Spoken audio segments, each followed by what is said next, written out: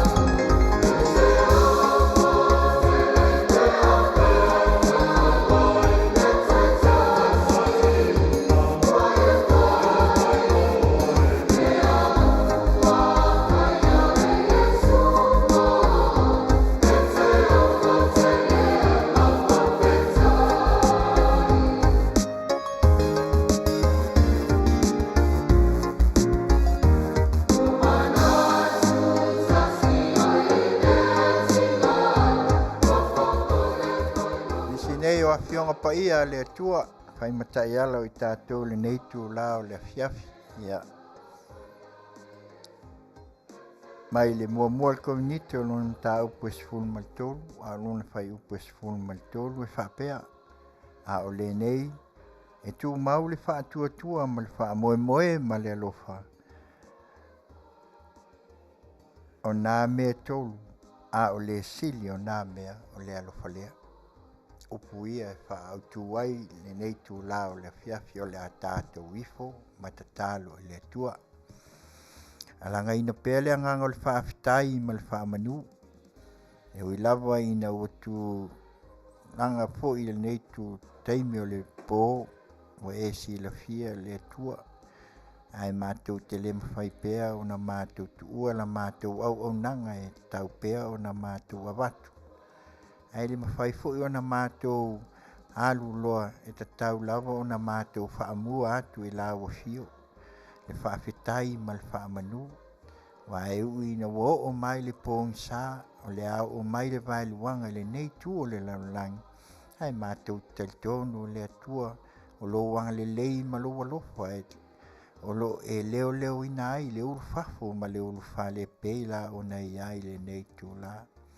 whaafitai tele le atua o no le tele wa ume alofa mātou Tele mwhamtalaina lo wanga le lei le aso ma le aso e afua mai lava le atua le ngatai me tau siai lo mātou wola i la le tino sili lo mātou wola i la le anga whamangalo i o mātou le anga mase ave ia le sa tau o lo walo pele fai le matongi o la tu mau ina ia mamama mangalo ai o mātou le anga Manuia mai le atua i toi taimi o le nei Afiafi ma le mawhaasoa e ulava ina ua tu lua fo le po le nei Afiafi ia mātou te whaamoe pea la e whaapea na e whaamatala mea uma o le a mātou tau mawhai e longo pui e li ai si o mātou atunu ia tātou malawa fio le nei tūla fio mai a oe anganga sa o lawa fio lava o le atua e soifua o le atua le tamaa le alo ma le anganga pa ia nei se iau o le whaavavau lava amen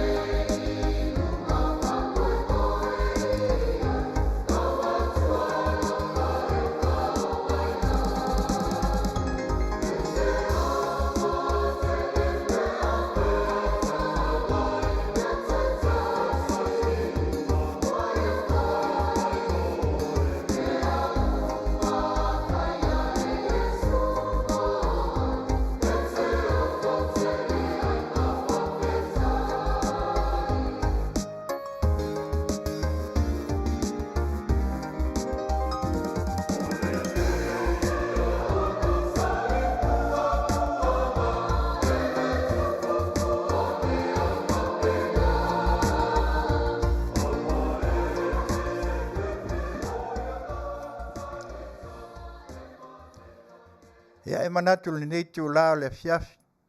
E wilawa ina ua o mai foi o le tu lai nei Amerika ia o lea ua te se fulu minute o na tā leo le se fulu i le Afiafi po le pōng sa ua o mai. Ia ui foi lawa e wha malu lo watu o na ua tuai foi nisi o tā penanga ia o na nisi o fuafuanga le maalofia sa whianga iai ia le au au nanga le nei le tio si fufonga o le tae au fo Radio Samoa ia manesi foi o fuafuanga pei o na iai ia pei lao le na ua te atu foi nisi foi o pokalame na matame ai le nei tula ia au leo o mai le nei tula to e wha ua watu ai ia e pei o na iai le vai aso sa le foi nisi foi o le nei poi pokalame ia ona o nisi o tūlanga le maalofia ile le atua o le tino malosi ia le nei tūla ia e ele nganga e whaatalofa atuai si o tātou watunu e a fua mai maunga te tele se ia pā ia maunga iti ia te tonu fo ile nganga ia o lo whapena ona tātou maua pēr le mawhanawhana o le anga le lei o le atua itu e wha o le nei laulangi po le nei kelope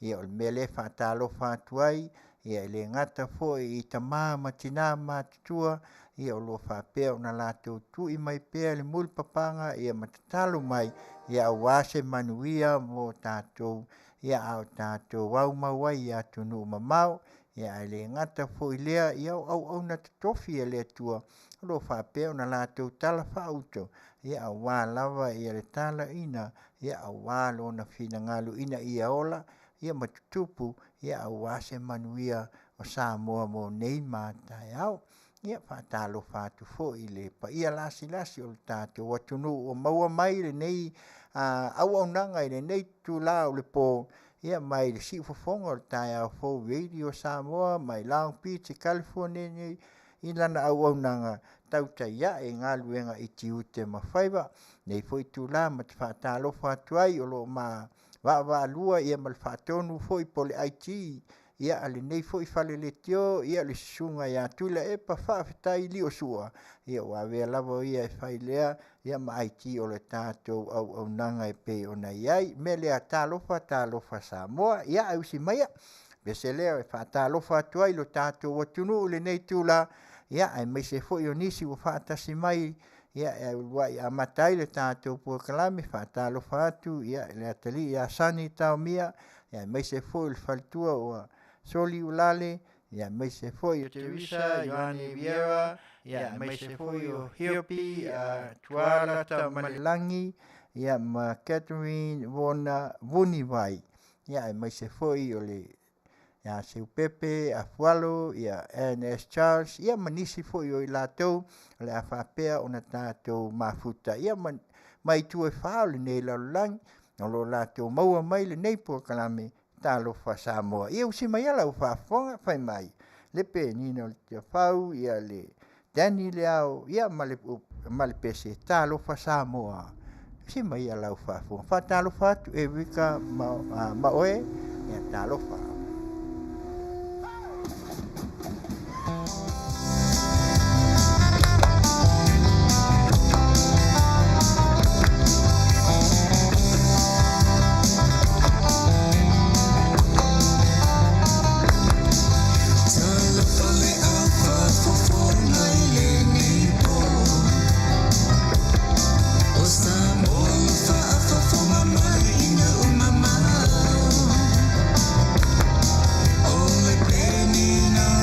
Falling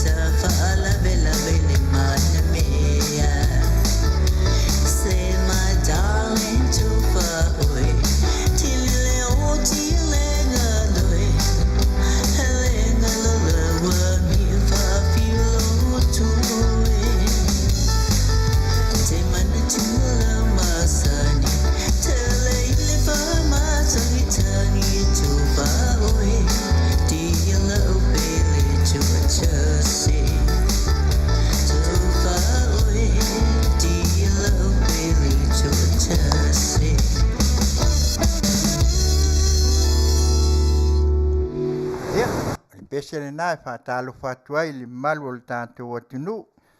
Pe ona langina fo e nisi fo I o le au fai pese o lau iloa, ia o le penino le tia whau, ia mai mateni le au, ia mai se fo I o nisi o alo o le Afioga, ia po le songa ia alapati, ia mantina ia ma. Ia whaatalo whatu, nisi fo I wa maua mai le nei tūla, le tō tele o I lātou, ia e manatu lava, ia whaatalo whatu ai, ono tūlanga I pei ona iai.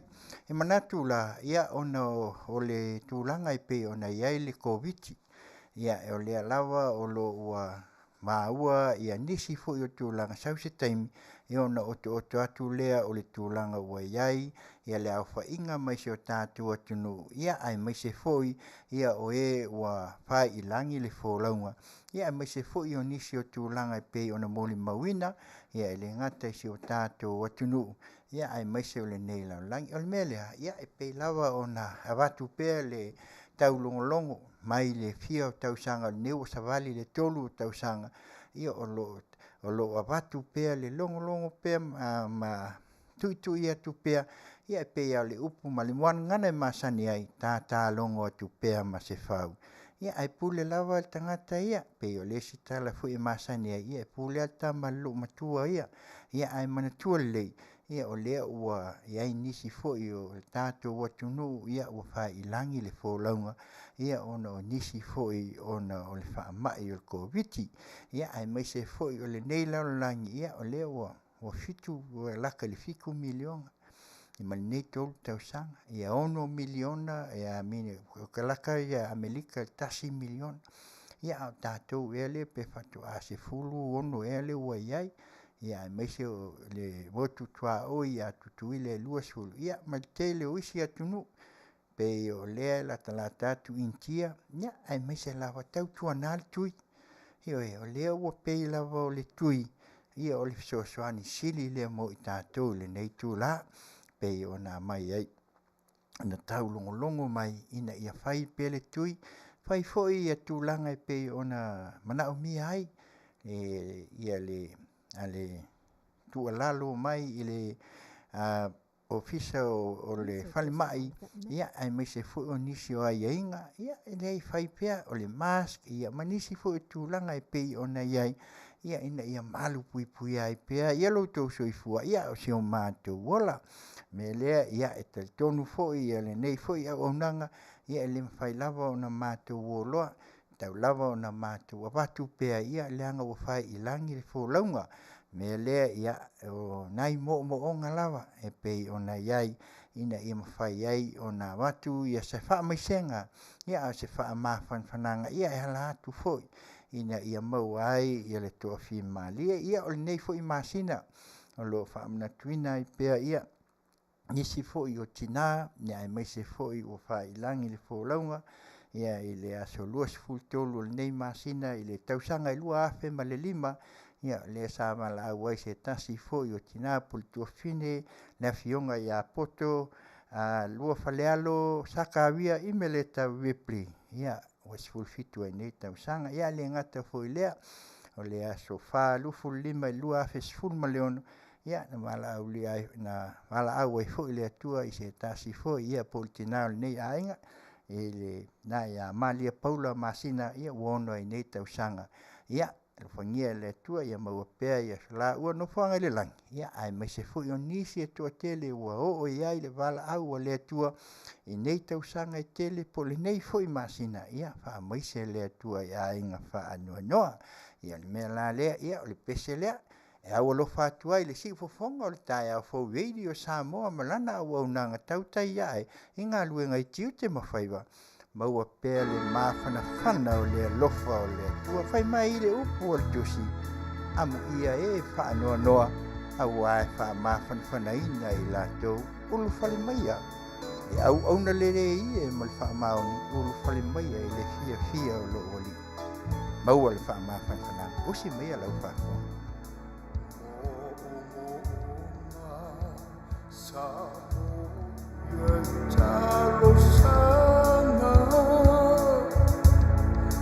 Turning over atasi le nei yo langa a o le nei yo wala au na o e o balota wa leo ma o e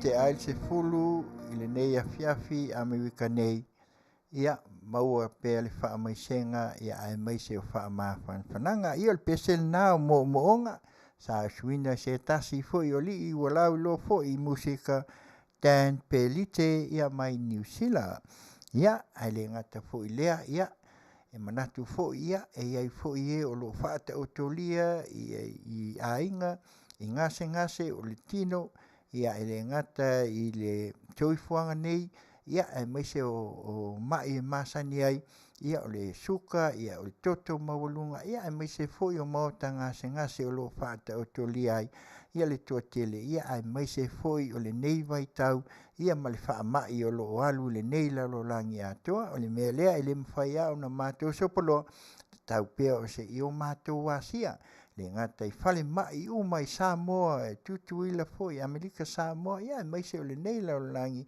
ia whapena o na iai pea le mawhanawhana se aso foi to e whafo i le malosi e o maua fo i le COVID ia tātou te talo i le atua o ia lava o le fo mai e mawhai o na maua ai le malo longa ia ai mai se fo i o nisi fo i ia o maua fo i mai tunga fo i e masani ai le tino ia ai mai se o nai ta mama tina matua ia iai pea ia e maise foi o maota ngase o tangata matua i mapu i whangalele ia e maise o nisi o nofuanga ia iai pea le mawhanawhana o le alofa o le atua le whangaloina foi ia si o tātou ia ai o whale pui o lo iai e o le ai o tu ese ia iai le nganga o le atua o e o lo maua foi ona o whaasalanga whaale malo fultua mai le leanga a vea ia le taiala e pei ona iai le nei Afiafi a le nei e tu mau le wha tua e wha vai mea umale alofa le pese lea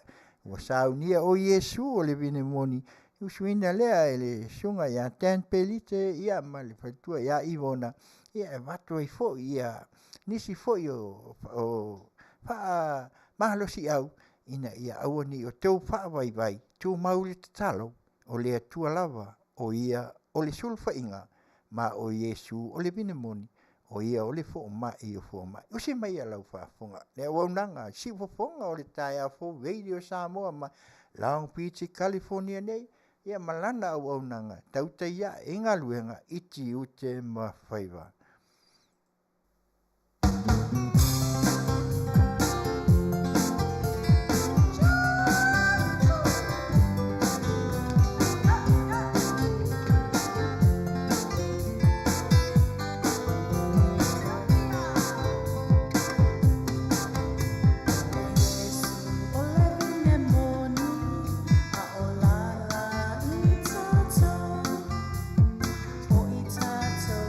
Oh,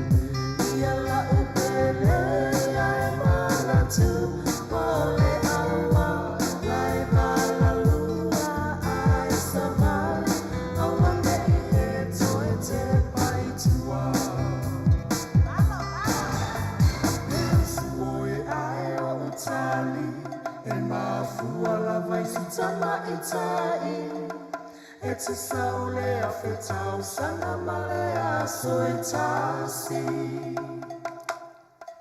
E te whiulawa o e sa ili, o o whea o ia lea sini lene ua te tala, ua mana o ia yo lea li. Ia la upele, ia la upele, ia la upele, ia mana tu, wale awa, lai wala luna, ai savali, awane e tu e te paitua. Ia la upele, ia la upele, ia la upele, ai mana tu, wale awa, lai wala luna, ai savali, awane e tu e te paitua. Ai savali, awane e tu e te paitua. Ia, o le pese le nā e pei ona watuai foi nei momoonga foi ia ono tūlanga e pei ona iai e o whaata o tūlia. Ia, manatu ia, avea ia le whai ma taiala e pei ona whai mai o Iesu a ia o le vinemoni o ia foi o la e ma whai ai ona maua le toa file. Mo, ia, le mea lea, ia usi maia, leo le a watu tātou whai business nei, e o se o lo langolango ina foi le nei por kalame. Ia, e ala i lan tautua, ina i mawhai ei ona o tō mau mai. Usi mai alau whai.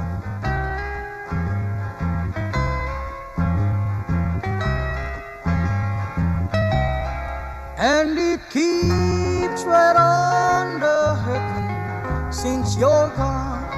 Ooh, I cried myself. Ea Rupias Tuna Market e te tonu ore a ai o Long Beach. O loo mawai ore tau mafa Samoa, tale mamoe, supo mamoe, a paparusami. Ofu parusami, moa tunu masiu siu pipi. Sapa sui, so sisi, povi masima, talo mafai. E whaamaria ino lo loto pa e fi atu matala atu o a au. Ile Ea Rupias Junior Market i te tonu ore ai o Long Beach ile limalua tasi o Long Beach, California. Iva o valu o lima. Telefoni 502 tasi iva valu. Every minute of the day, every hour yours.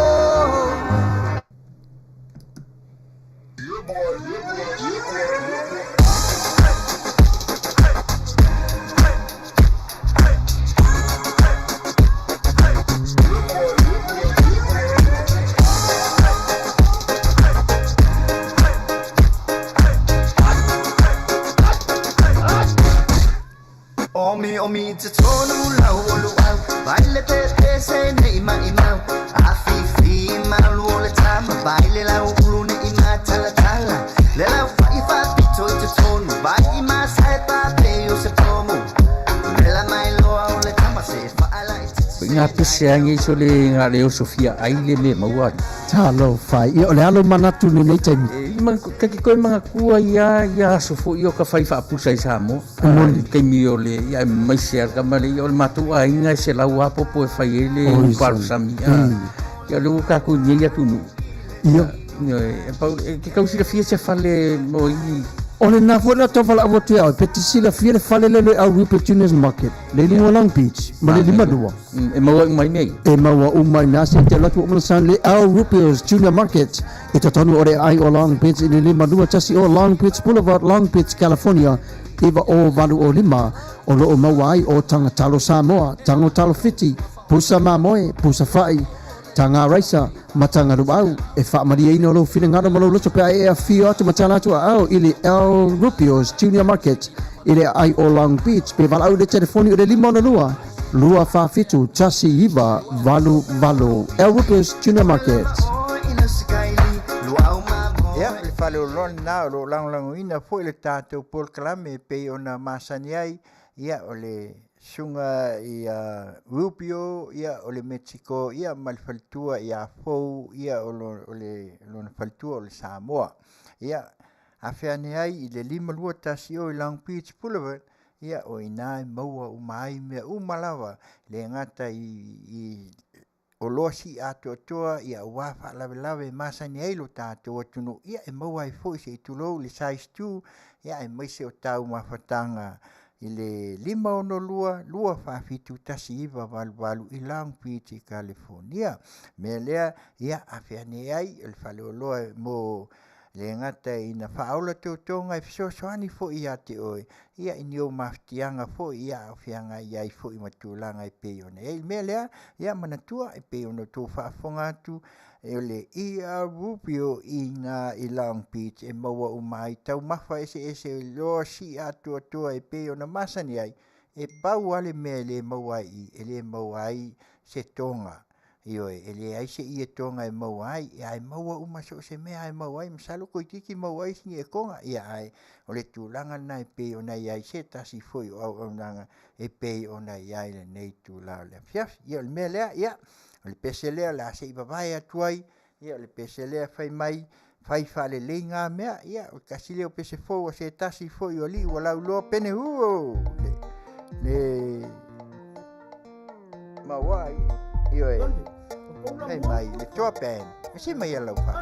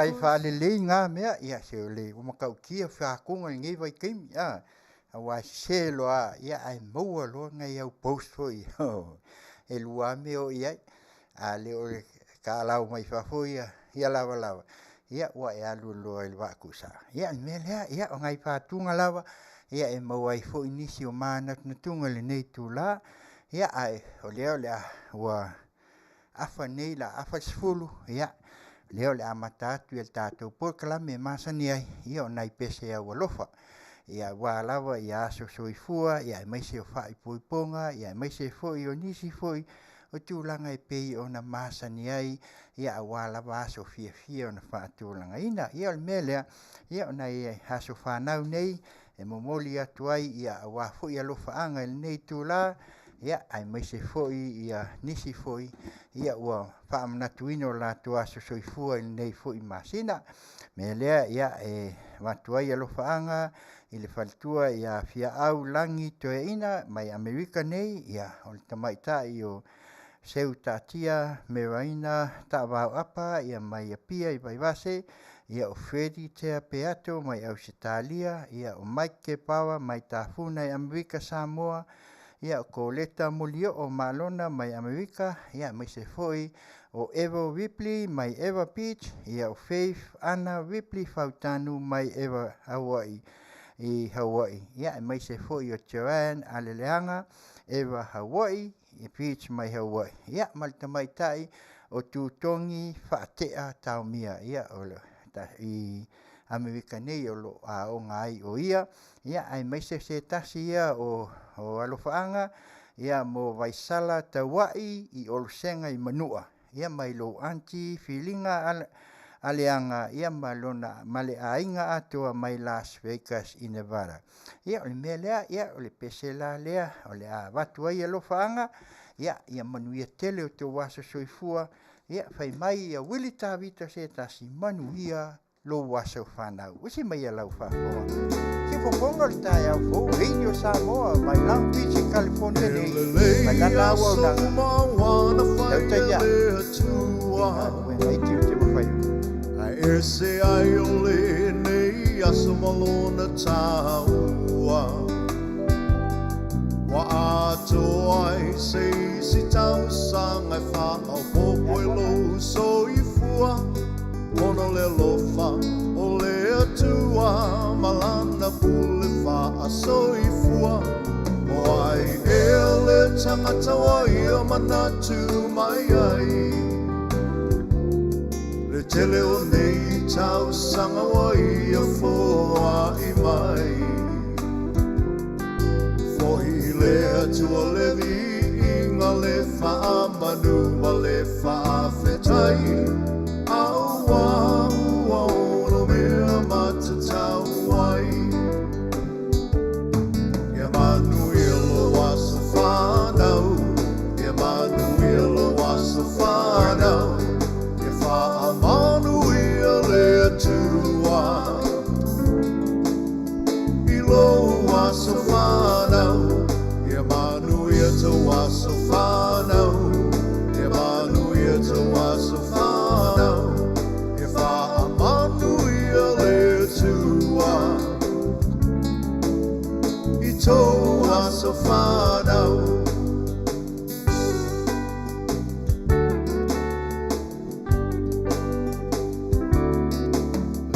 Tuaile mase uolo na fina ngalo Asa moli le ne aso e ale le tatalo Le atua faa fofonga tatalo O le atua e tali mana o ia fo'i E mali e ai o tato mana o Afiafi tau li whetai ai le o langa O mai o le tino e tapa tau tali ai le malanga Pa whetai le atua i lana wha malo lo mamana Mai malo si ai maula i le tele o nei tau sanga Manuia lo waso whanau Ia manuia lo waso whanau Ia wha manuia le atua I lo waso whanau Ia manuia te waso whanau Ia manuia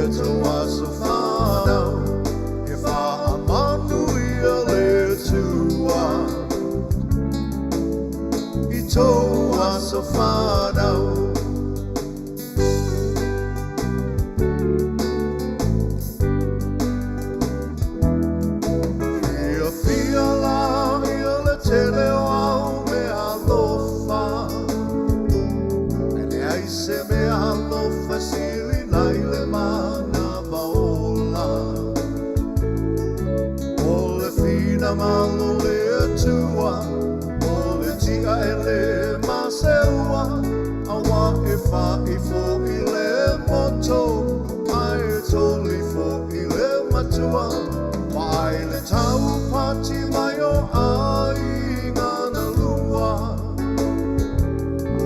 wa vena wa ai ai e mamana le atua Tato tatalo ia wha popo ina e lea tua O nisi aso na se mana o laua tua ia whaia pelo fina ngalo Ia Manuia lo aso whanau Ia Manuia lo aso whanau Ia wha Manuia le tua I lo aso whanau Ia Manuia to aso whanau Ia Manuia to aso whanau Ia wha Manuia le tua I to aso whanau Ia Manuia Tele o te wasa soifua ia alofangia le atua e whaapopo nisi aso se tele ia ai mai se foi o nisi e toa tele o lo whamna tuina o le maua le tātou po kalame Manuia Tele o te wasa soifua ia o le mea lea ia leo le a tātua lisi a tātou pese lea e pe lava o nā watu ia o ai lava nisi o lo iaini a lo whaanga ia e mawhai lava o na momoli mai Mea ngata i aso whanau ia ai mai se foi o nisi o aso fiafia e pei ona iai ia whai poiponga ma tautonga ia manisi lawa tele aso fiafia o lo whai ia e whapena ona mai iai so tau lo whaanga ia e mwhai foi ona komeni mai ina ia tātuai ia o le pesela le pei ona Sao ni fo nei tu la ia e mawai po ia mafaufaunga lava I mafutanga ia ua lava nei mo tusia lau lua tautonga whai mai le mafutanga wala mai le Melissa Pan. Usi mai a lau whaafonga. Si fofonga o le tai au fo radio Samoa mai Long Beach California nei malana awaunanga. Tautai ia e iti ute mangaluenga iti ute ma Faiva. Ia. E peselea. E Manuia ai ia auto ia aso fia ia e mai se o nisi o wha ai puiponga. Ia, se mai ia lau tau wha fonga, ia, e lo whaanga, ia, e lea ia nisi mai ia lo whaanga mo mai a whaosa mui au maseli, e lo whaanga mo si o ainga Samoa mo anti Sapali, anti Epenesa, anti Nino, anti Neatu all fam mo ta, no whaanga mo le tu ia makenese tasi matina petu malwhanau fasto o le pese rosa mo ia auma o le apapea na tāna ia si mai na utemane etasi le maamo ratuli manu oyo uano fa babalo ayo unamona ai afu sama fofogaina esa ilinga o Manuia mo ai ia ola fikia o vai le mafutanga e vasa mamai la efia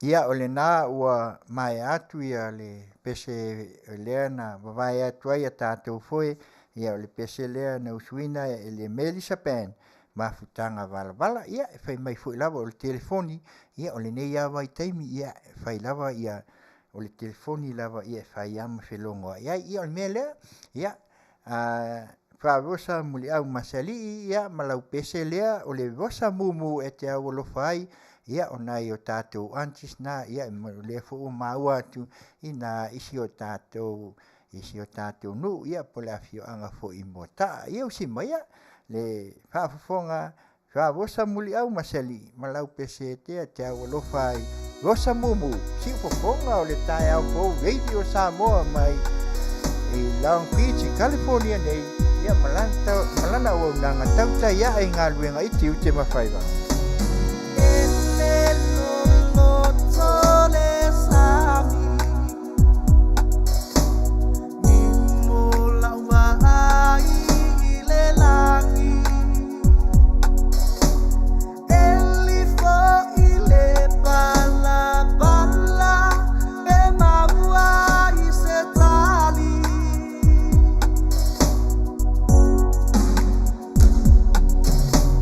Vai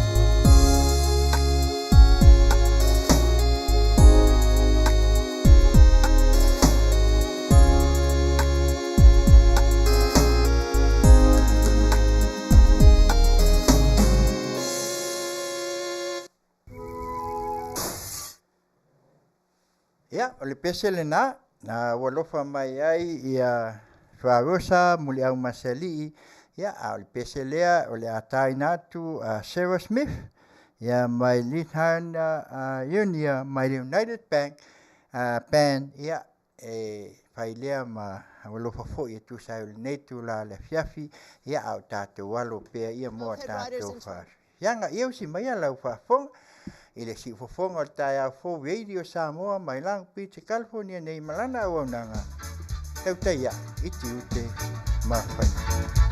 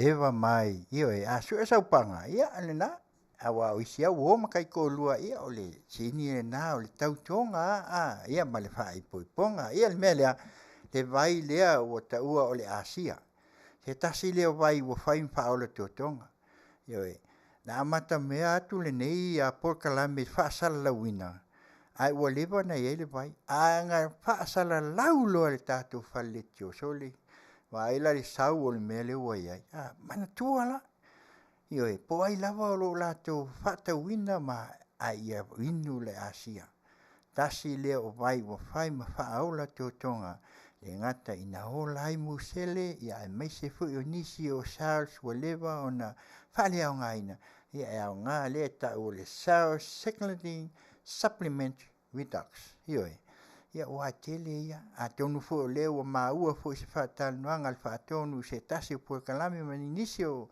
o sui fo i mai New Zealand ma Australia o le wai ai le vai fo wa salo la se taimi o mai ia o le na vai o le a mai ai a wa lava ngase ai e patino tonu o wingala ke le ko ka o ka sa o ala nga o kamanga e fa no ke mai suka o ka mai il toto maulunga ia a tonu fo la fa pe on fa mamla matu fa tonu manisio ila to ia pe a mai a fo i ona ta pena le fa mo ia male chale io o le Venus a 28 kama le o le makwa nga fai mai si a wai ma ka ofi ai o fofonga a le a nga kama le i meo so se meo lotino e ngā oi ti ngā po lea lava e whaake al kamale ngā singa mea i kui mau ai lo le malusi e lona winga o le tā ua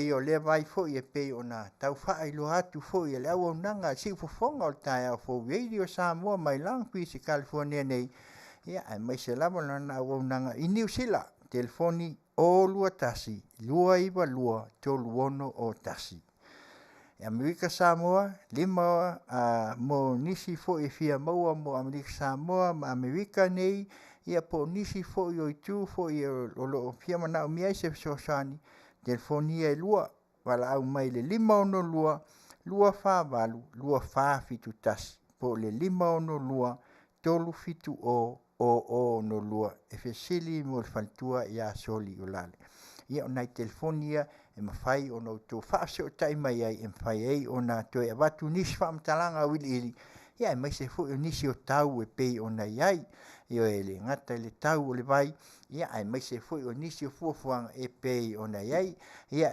pa malulu atu to tele o ila to le nei tu la le Afiafi ia o le maua tu umo tu so fa ta lofa tu il tato por kalame o umo awai mai ia ta lofa tu mo o tu umala o tu fa tasi mai Australia New Zealand so se tu New Caledonia ia o lewa ia actually mamau me o mai ai le au nei vaenga fo le au nanga si fonga ta fo ia radio Samoa ia kwam ia manisi fo lawa nisi o lo tau mamau mai ia le mesili fa tai o le o tato mo le nei tu la le atal full maltas ia i mato ia ai masalo o fai fo le lai nai tu ia o pesenga lava le tau Afiafi mo fai ai ona o to fa fonga fa longo ia ia fa nga solo ia to enga o tato por kalam mantua Asia se tasi leo vai e nga male chao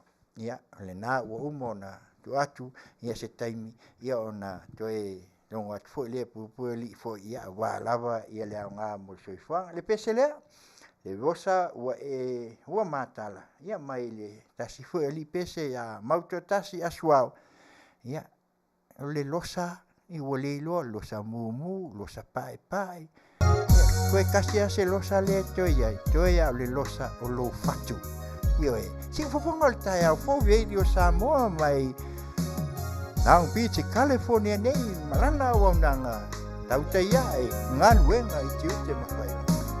Ole rosa matala.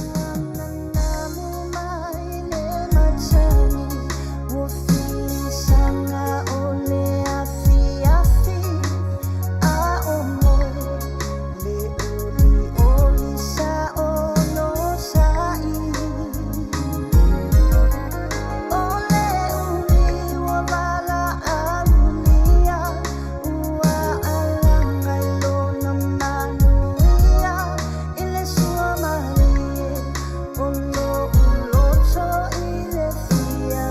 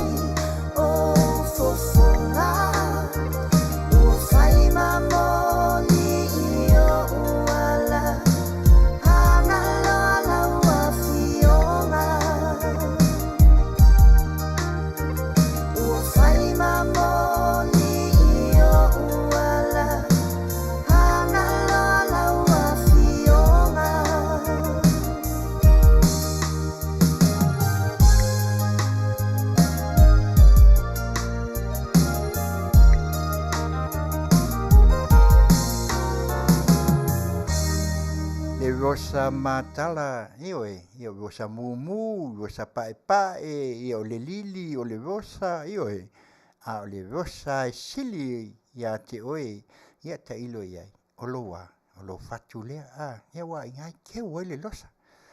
Ia ai, o le pese lea, ia lea la tainatu, ki, ia tasia o alofaanga e pe ona iai fo le neitu la le Afiafi. Ia mawai pea ia nisi fo i o fiafianga. Ia e pe ona fa mol manao mai ai ia alofa en fui maono. Ia malana pese lea e pe ona fai mai Tani leao. Ia o lea o la tau fai e tainatu. Ole am I easy to forget? Ia, si maya, ia le pese lea, o lofa mai ai ia lofa and fui maono. O si maya lofa fo. Si fofonga tai au fo, video Samoa mai Long Beach, California nei, malana o nanga Tautai ai, Galuega I Tiute ma Faiva. They say you found somebody new. But that won't stop my loving you. I just can't let you walk away. Forget the love I had for you. Yes, I can find somebody too.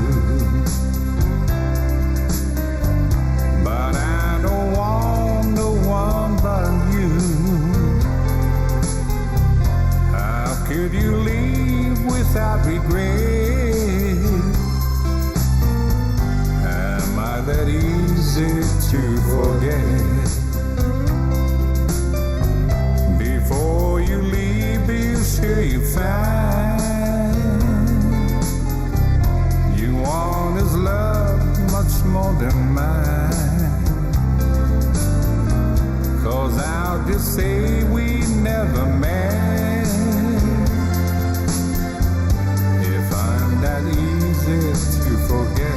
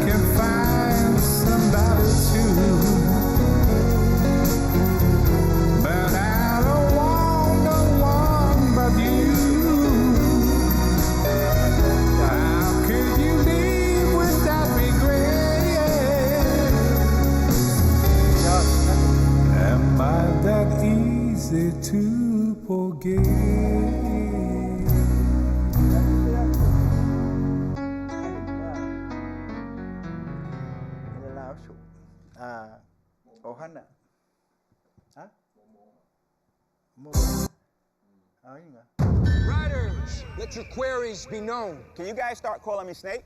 No, Ryan. Denied. How about we all get quotes to see if we can save with America's #1 motorcycle insurer? Ia, o le pese lena pe ona tai natu ia lofaanga lena ia o le tasi foi ia e pe ona awalofa mai ai le nei tula ia ai o lea o le a tampai e tai natu. Ha? Lau au? Momoonga? Ia, mai lewa pen. Ia, lea la ata le pese lea momoonga mai lewa pen ia on so atula ia mai na ia lofaanga ia nei tula ia si mai ala pa.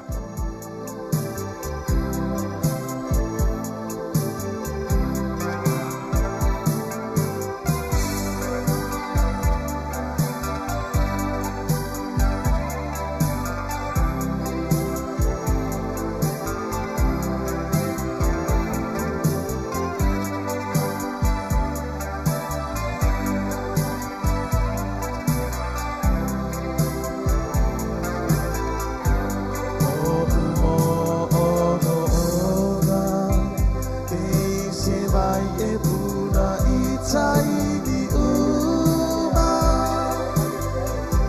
o uma fauna ia mafuta ma o esuna sa ini ininga ina ia mawa o se Manuia ia tasi moe moe ia whaapa ia oa uma oe ia tasi moe moe ia whaapa ia oa uma oe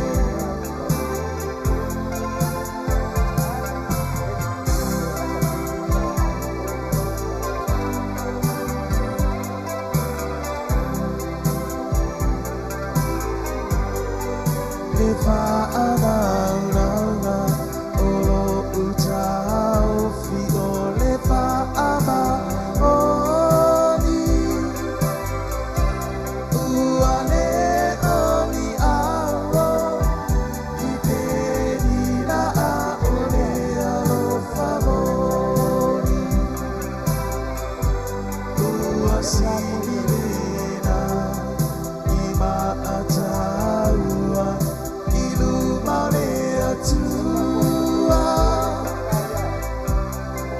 ai ia mana tua ina tia itua ia tatua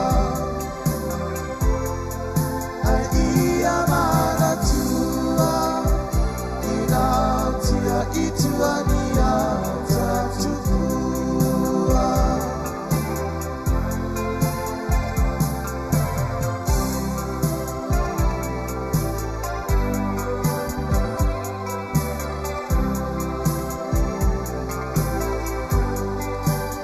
Afai oti fausia se malu malu sa ai fa apa ole lorai uga pa ule aunga fa atafu raina malafuai Semanaia la upele saruia le tafea naingare imotusia la upele saruia le tafea naingare imotusia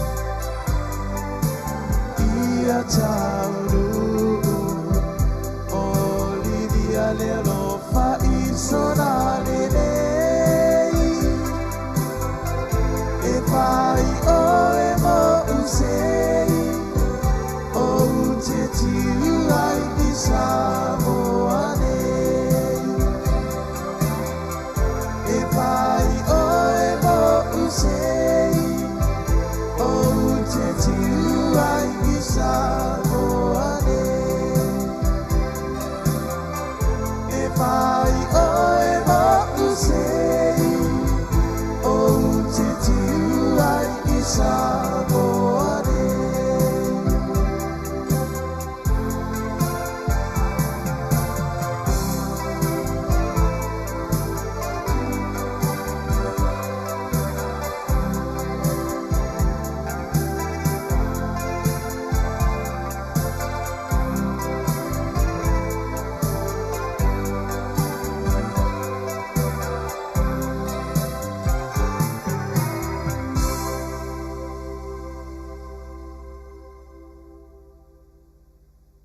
ia o le pese na moonga ia pe ona o tō whaafonga mai le sa tai nā tu lewa pen. E whamalulu atu ia N.S. Charles, ia le ai o le wa umanta atu ia le rosa mumu, ia o le fuina moli mana o mai ai ia whaosa muli au masali, ia o la o lua pese lea na mai au alofa atu ai o le nā ua uma o na tai nā atu, ia o le me lea ia.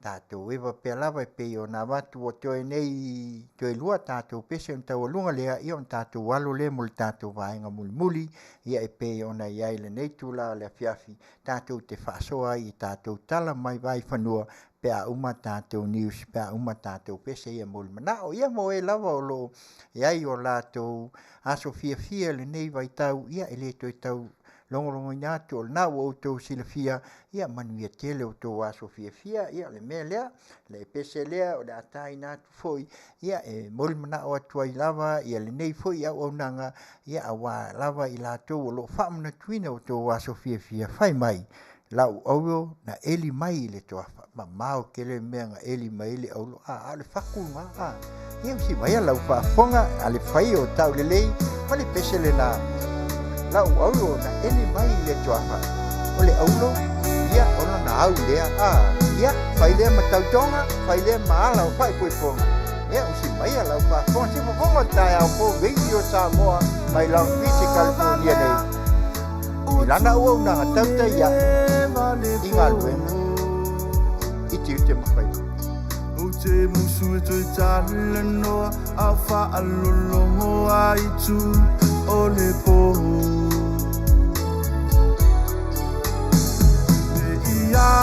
alu pua ira mai o ni chala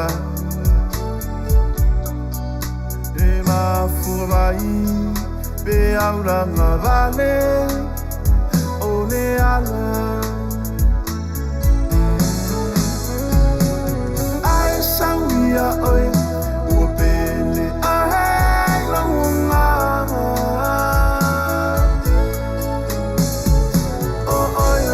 Aurona o Elia mai Inexafa o oi ua mutai o orangora o awhainga ta telefo I lava te oi nei ua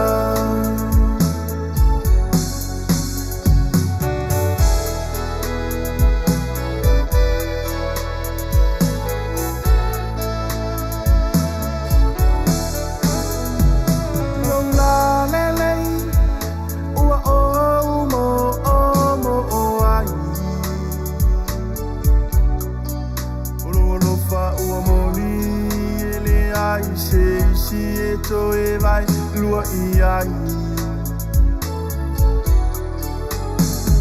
e ingalo o le alo fa ele o se ta aloha o te umau pe o te mativa pe o te poloha ai sauia oi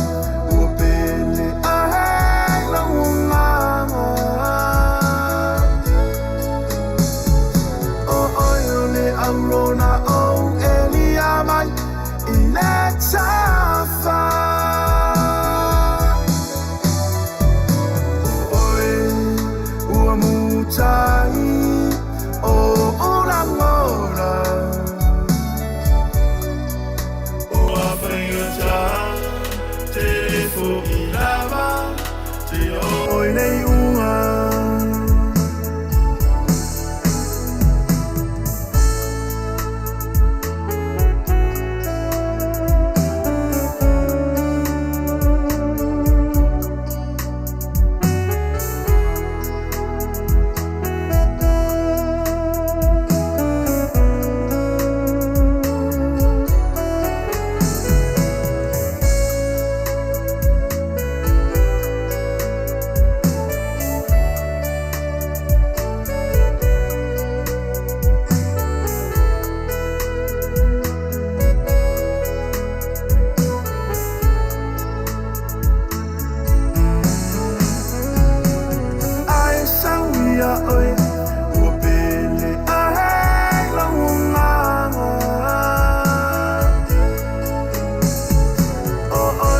le aurona o Eliaman Ilexafa Oe Uamutai O Orangora O Afaigata Telefo Ilava Te oi nei unga Ai sauia oi Ua pele ai la unga O oi o le aurona o Eliaman Ilexafa O oi ua mutai o orangora O awhaingata telefo ilava te oi nei unga O awhaingata telefo ilava te oi nei unga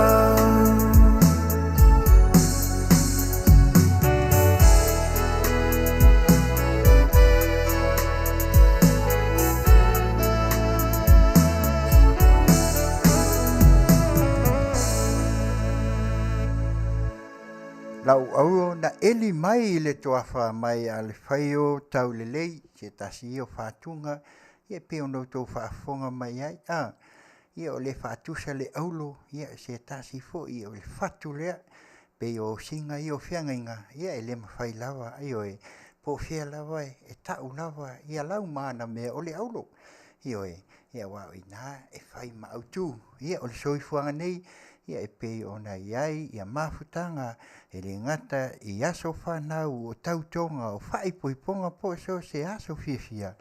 Ia o le nā lawa le sini ma le autu, ia o le auloa o mea umai pe ona iai, ia o le mea la lea, ia le nā le tātou au whafonga, ia o tu lata le ua la taualunga le tātou.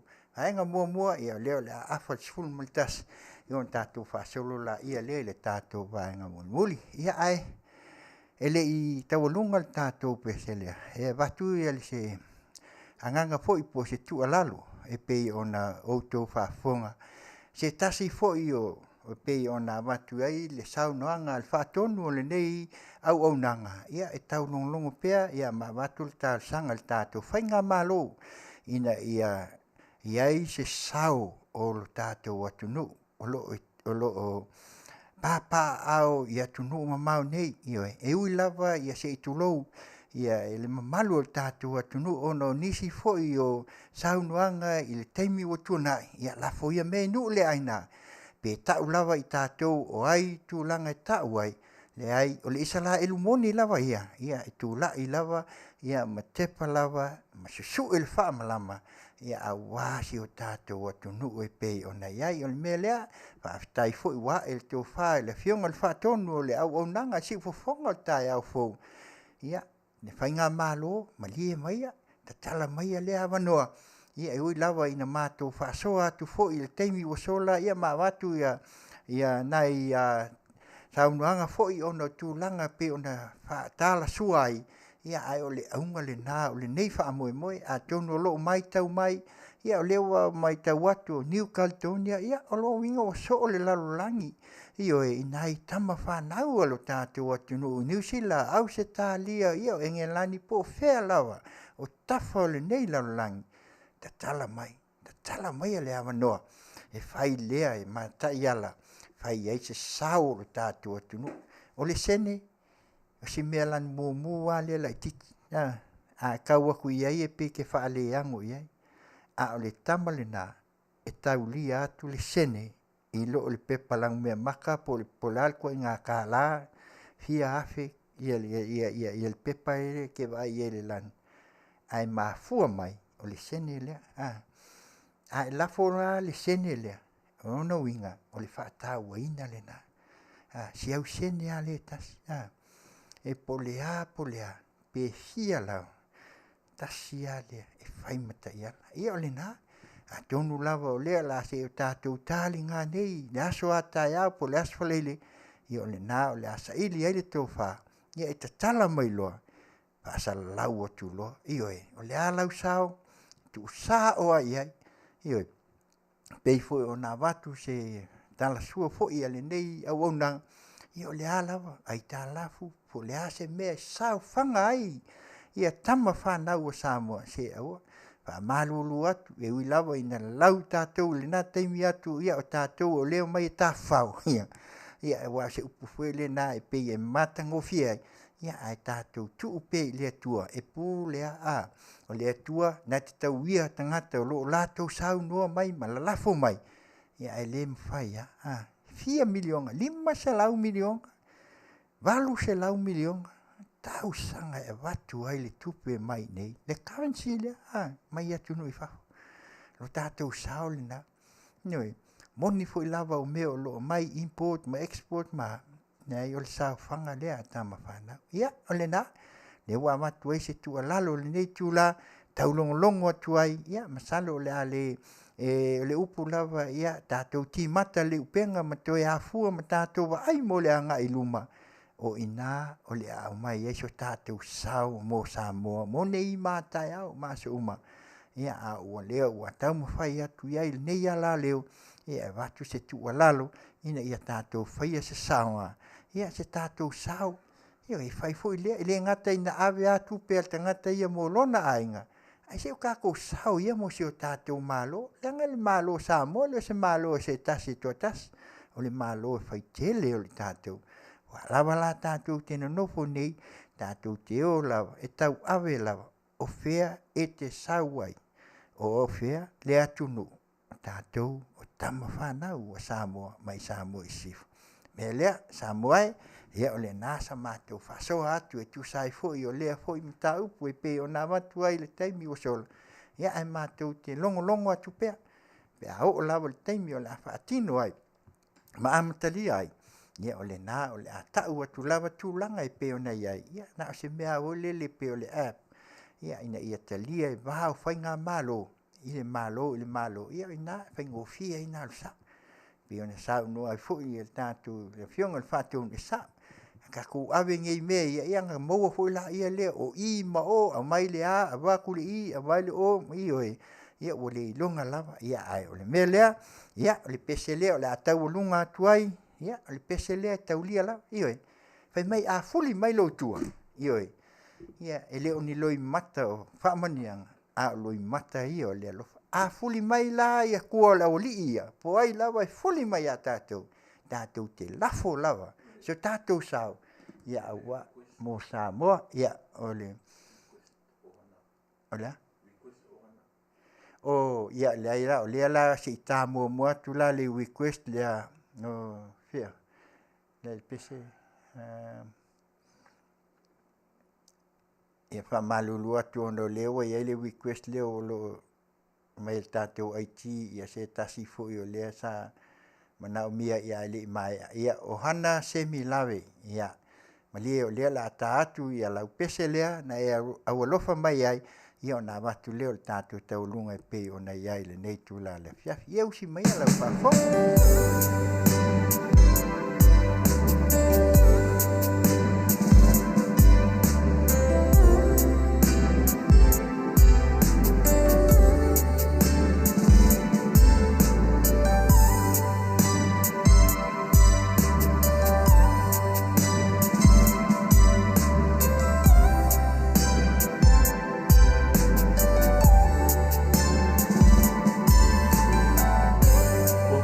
e moe e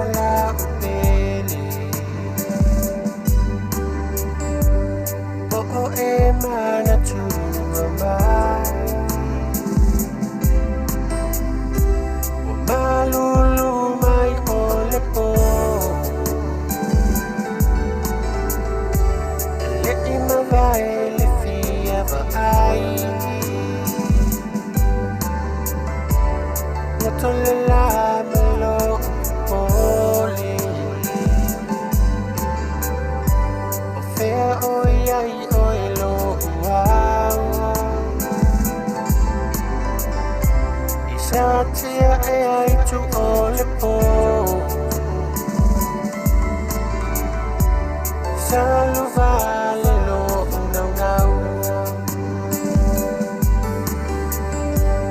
vale lo fana o abati lena fasi ai o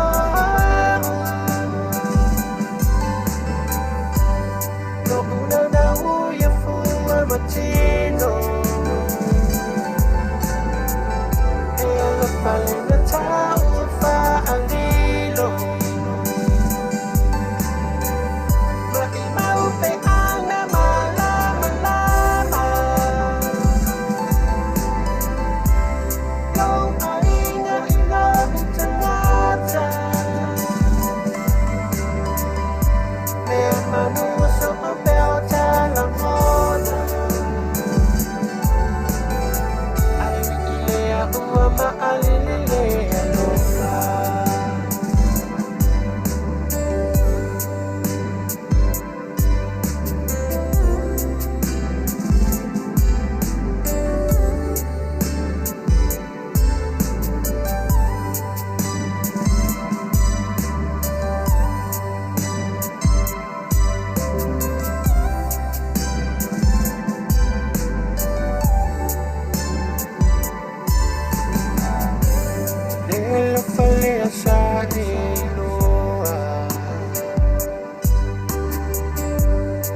Tele ima wale atoa Se ia o te talalo fimata Ai atoa ngalena ole lofa Wana o saufa atofa itasi Una etu umuli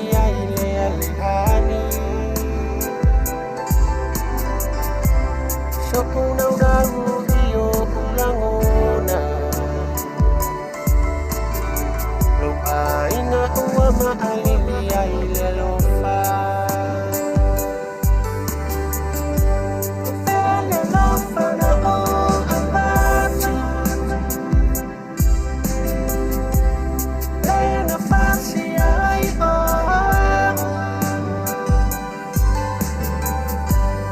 Lo una Matino Ela falling the tower far and low But in my open ana malama lama Go aina ina tanata Me Manuia so about la moda Mama alilele alofa Vele lofa na o abati Lena fasi ai o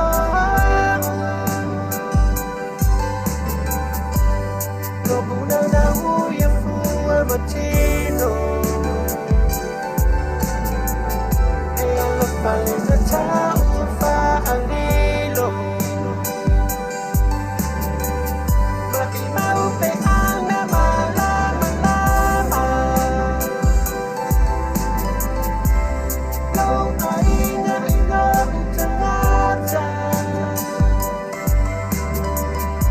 Me Manuia so about la moda Alilea ua ma'alilele Na hana se milawe ia a leo le atawalunga tuloa ia tātou pese a fuli mai lo tua ia mai a melenau lino ia Masaya Frank ia ele ngata foi le si poponga tai au fo radio Samoa mai Long Beach California nei ilana au nanga Tautai ai inga luenga i Tiute Faiva le ngalo fo se tasi o paanga fo ia nei au nanga ia le fatua le ia visa ulupano io ane mai Las Vegas usi mai a lau fafonga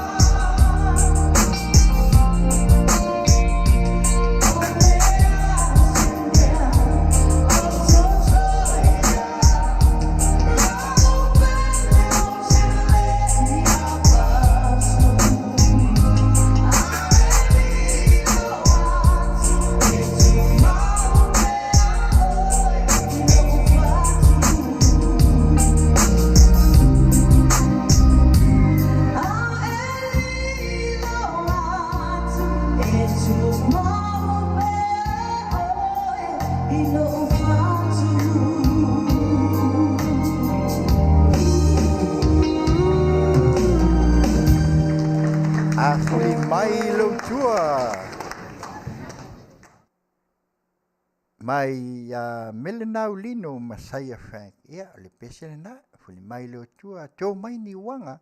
Ia o le ala le na. A fuli mai tua ia i tātou. Aua tātou te solo muli ai. Ioe.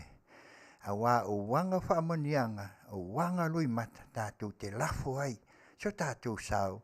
Ia awasi o tātou atu nuu mo nei mata. Tātou tala masine ia. Ia tafa se fina ngalo le whainga malo i malo. Lafo maia lau tō. Sa o tō wha moe ngai na esi o tātou. Nai tama whanau o tātou atu nuu. Ia e whapena una si o tātou lafo atu. Tongi le maa. Ioe, ina ia mawhai ai. Le sene le mumu. E whai le mta iala. Ia o le na. Leo le a tātu ia le tātou news. Ia o a fo ia tūlanga e pei ona iai le nei Afiafi ni woli mau mai fo i Samoa. Ia ona tātou so lea. Ia ma tātou pese fo i. Ia ai maisi o le tātou tala mai whai whanua. Ia si o tātou whaso ai. Ile nei tūla le Afiafi. Ia o tātou news ia mai Samoa. Ia o le aso lulu le nei. Ia o le aso tofi le Samoa. O le aso lua fulvalu. Ia au leo toe kwata nei le sifulu ma le lua ile nei taimi o le Afiafi. Ia malo lewa, malo foi leo nsai. Ia o leo te mamau. Ia o na mai a leo la tātou polkalame. Ia e pe o na to faina mo le nei tu la le Afiafi. Ia usi mai a lau whafonga tātou tala ia mai Samoa. Mai le faltua po le Afioga. Ia le lua ameseni Daniel. Matala whātou si whonga tai au whou mai pia ile nei fo i tūla mana tamua. Ili whātou tonga o minista langolango mo mtanga luenga o business i mala Manuia Maleipa. E sunga pali i tanga lua Tele pasi poloa le tai au le solulu vansa nei lua fito apelila. Sauno ai le fionga le pale mia fia me na o mi mata afa. O le wha moe ina ia ngā lue whaatasi mo minista. E pou malalango whaatasi ngā luenga awane i ai seisi e leo o ile au nanga. Rona winga ele o se ava noa whaatau waa o tō fiai o tō fionga i minista langolango. O tō finga o minista langolango le ava noa e pe on tā ua mua. E wha maasani ai ngā luenga wha pūlenga. E ese mai ngā luenga wha pāle mene e pe ona iei komiti o tō fiam val a winai foi i a lau taupa ia ngā lulue ai. E tutonu lava iei ngā luenga tau pūlenga tā ua tele ona tau soa whaatasi mau tō minista a tō ngā luenga ina ia ngā lulue whaatasi. O le filfilinga ai, o le fionga tanga loa Tele pali poloa le tanga loa business ia la Manuia Maleipa. Po le amsil pe nsao no le fionga le taitai. O tala feunga malisiti o ngā ruenga o lo mo o mia. O na whatau nu le mtanga luenga ia fia il swing o le tulafono o ta oto nei i le pale mene. Ai whaitau ina e fo iso enga e ta pena le RSE po ngā luenga wha vaitaimi. E sao no o se ele sa e mo o mia ma futai. Ma lau minista e wha asoa i ngā ruenga whai e pe on sao noa taitai o le malo. Ma wha Manuia ai to finga sui minista o le sunga a papali i tanga loa Tele. Ina ia wawa aia le lei ma pūlea le whaatu mawina o ala ngā oa ma le ngā tai whale o Samoa. Le mafua anga o le malie ai o le mtanga ruenga o whaatu anga ma whai ngā Faiva. I lana pā anga fau e whai me whaatas le Conservation International po le CI mo le anga i luma. O le ngā luenga wha ngā tai whale i Sami o Samoa malona puipuinga saunga le mū. O le wha ptonga tū ma oti leo le CI po Conservation International. E na te mata i tū ma mai tau i tū le lei. E wha apuna whanau ma wha awa waile soifuanga wha nā tūla o tangata soifua. E le ngata i Samoa ai o atu motu e fia o le Pasifika o lo o latu wha pa angatu iai. O le so lua vai so nei lua ono apelila lea nā loa iai le wha pa anga. Ale mta ngā ruenga o whaatoanga ma whai ngā Faiva po le MOF, Ministry of Agriculture and Fishery. Malesi ai mo le mata i tuina lea o le whaatu mawina o le lumana i le lei o ngā tai whale o Sami o Samoa. Pei foi ona whaia i isi atunu o le Pasifika.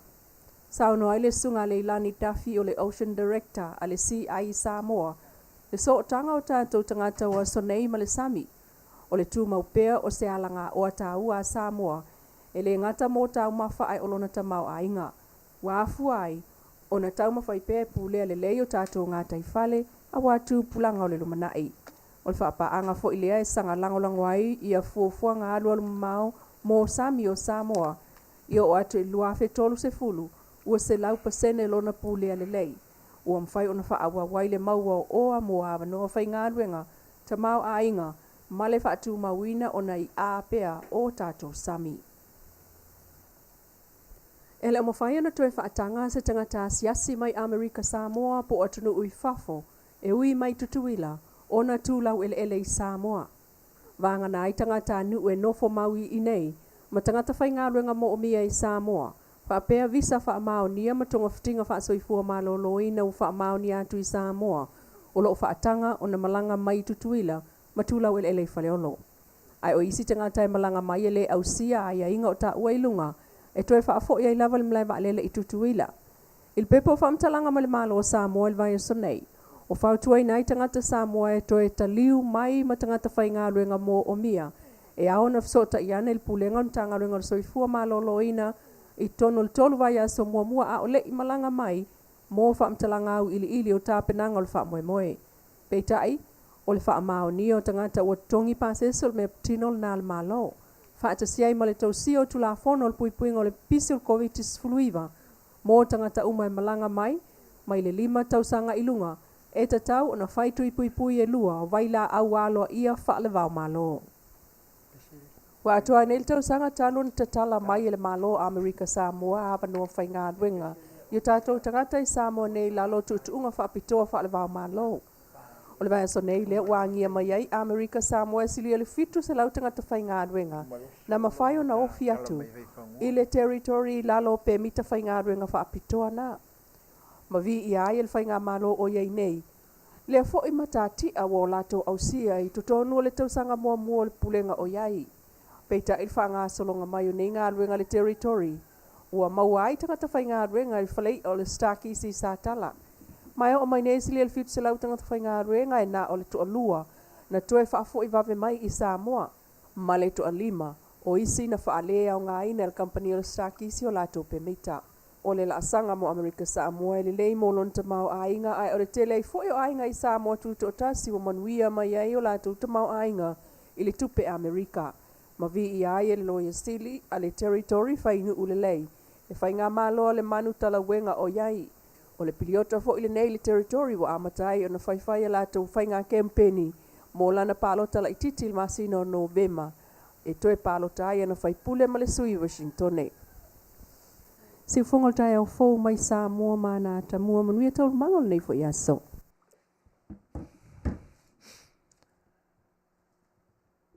Ia, o le nau o tau whaafonga Samoa i nisi o tala e pei ona au mai e le tātou e le whaltua ia le ilua a mesene tanielu ia o leo o tau whaafonga iai i o le pātau waina lava ia ai meise lava o le whaanga solonga o lo iai si o tātou atunu i o te manatu foi ia o le ore ngata i nisi foi o le tātou foi wha salalaunga ia po news foi ia o tele foi nisi ala leo i lunga o penga te whailangi ia o tau mauai o tu salava o tala umai masani ai o le whaatautonga foi e pei ona iai ia ai pe o le aunga na o le nei foi aso ia manisi o whautuanga le Afioga te maita i pāle mia o ngā luenga wha le sui fonga whetala mo me o le awanga ia o sui o minsta lango ia e leo si ngā luenga foi e se ala tō ngā luenga wha tonu le palmene ai e se foi le la tō ngā luenga e lango sua ai i le pūlenga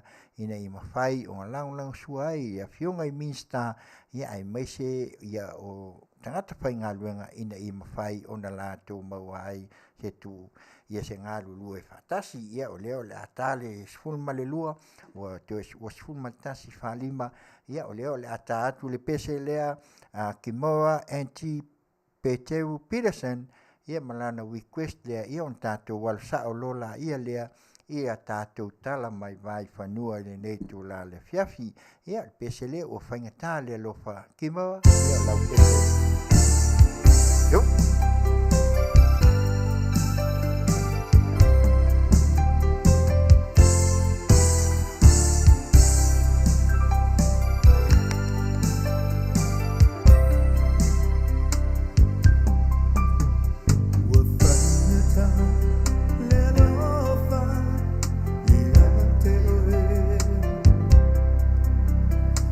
Vai,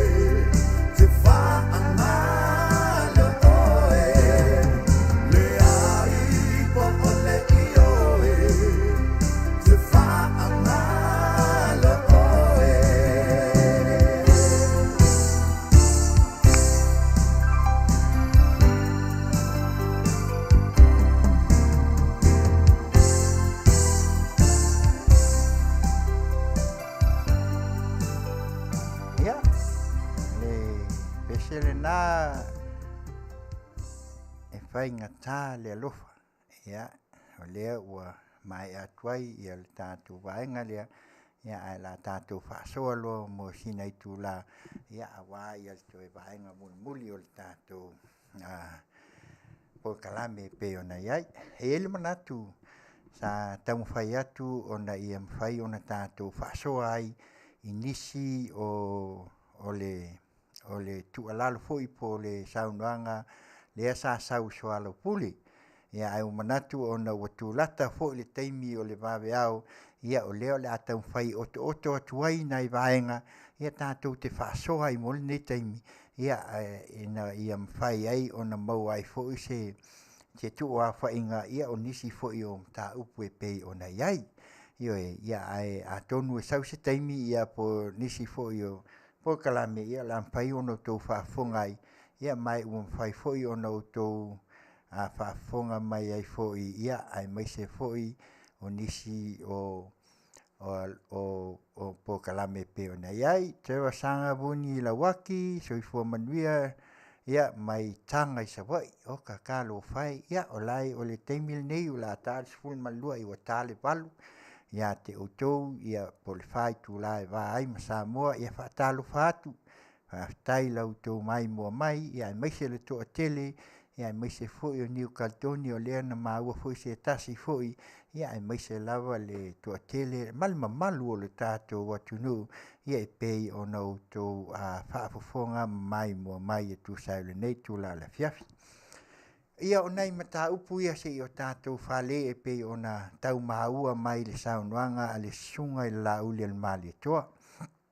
Lo te manatu ia o leo lo Tele ia lo tātou le tātou watunu foi. Ia o lo mana tunatu lava i tū langa e pei o na tūla i mai ai. Ia nisi foi lava e pei o na iai ia le contem lea afkot.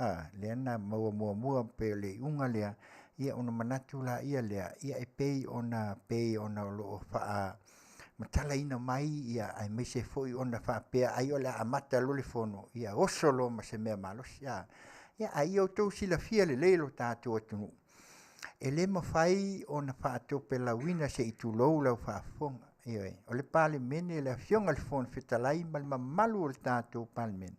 E le mawhai o na lātou whaatope lawina tūlanga e pei o na iai whaamoemoe. E whai malie o na iai vaenga i tatau o na uia ma se i tilo ma whaamautu. Ia o na amwhaile o la ia lea o na mai se whai unga. Wa e le ngata ina ua e lo tea e le Afioga le fon fetalai ma le pale mene. Ai e le komiti. Komiti fo le ave iai. O la tau lea iloa. Tūlanga ia pe o na iai. O mea leo tātou watunu ue. Ia tātou tālina. Tātou whai maalie i le Faiva. Ia pe o na whai maalie fo i ma so longa maalie le alu le whai ngā malo lo iai. Ai au tātou te tele vave. Ia leanga le mea ngaka ke le vave. Ia pela le mea lea lenka ko whai aku ai. Kura fongo ia e kod. E whai aku lava e whai maalie. Sa ungo foi le Afioga ia ke piko po le taimi o loa foi.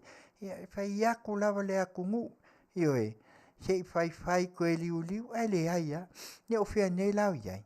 Ia ngā pā pakakua lo. Makua pakakua le lo. Wa uma koe ngā me hoi walu sao. Ia walu solo i mga ala hoi pe o pionga. Mea lana le ala i o na tātou wa ai mal mautu. Ia wha ngā solonga lea.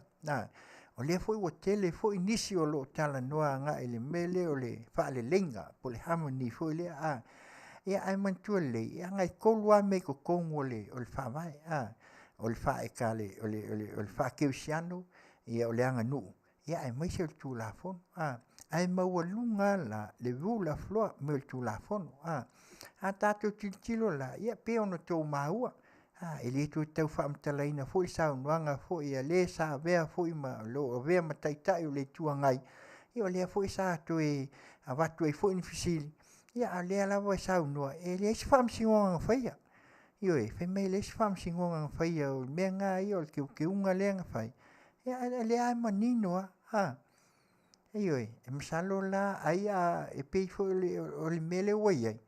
E le mwhai o kako koe kau ngana ina nangal mele pe o tato wai ila wa tilo nga wa ka ilo ia pe wa matan fa tau talangia wa mai le tua ia se fa tau talangia le sunga ile ile tai fo le tua ngai ia le he me le swam singo ia ai nga o singa ngana ai ang masalo ia ile ai masesio se tu lolo tato tu e mama lama ile fa ingilis masalo ai se fa singa le nga fa ile unga le fua nga se ka ko va ai ya ka wa la wa mai kilt tato ti ele ka kun fam singo an ka ko ke kilo ile vale male fa laule o le upu le ai o se o le wa mai el fam sinonga e tilo ile i se to fa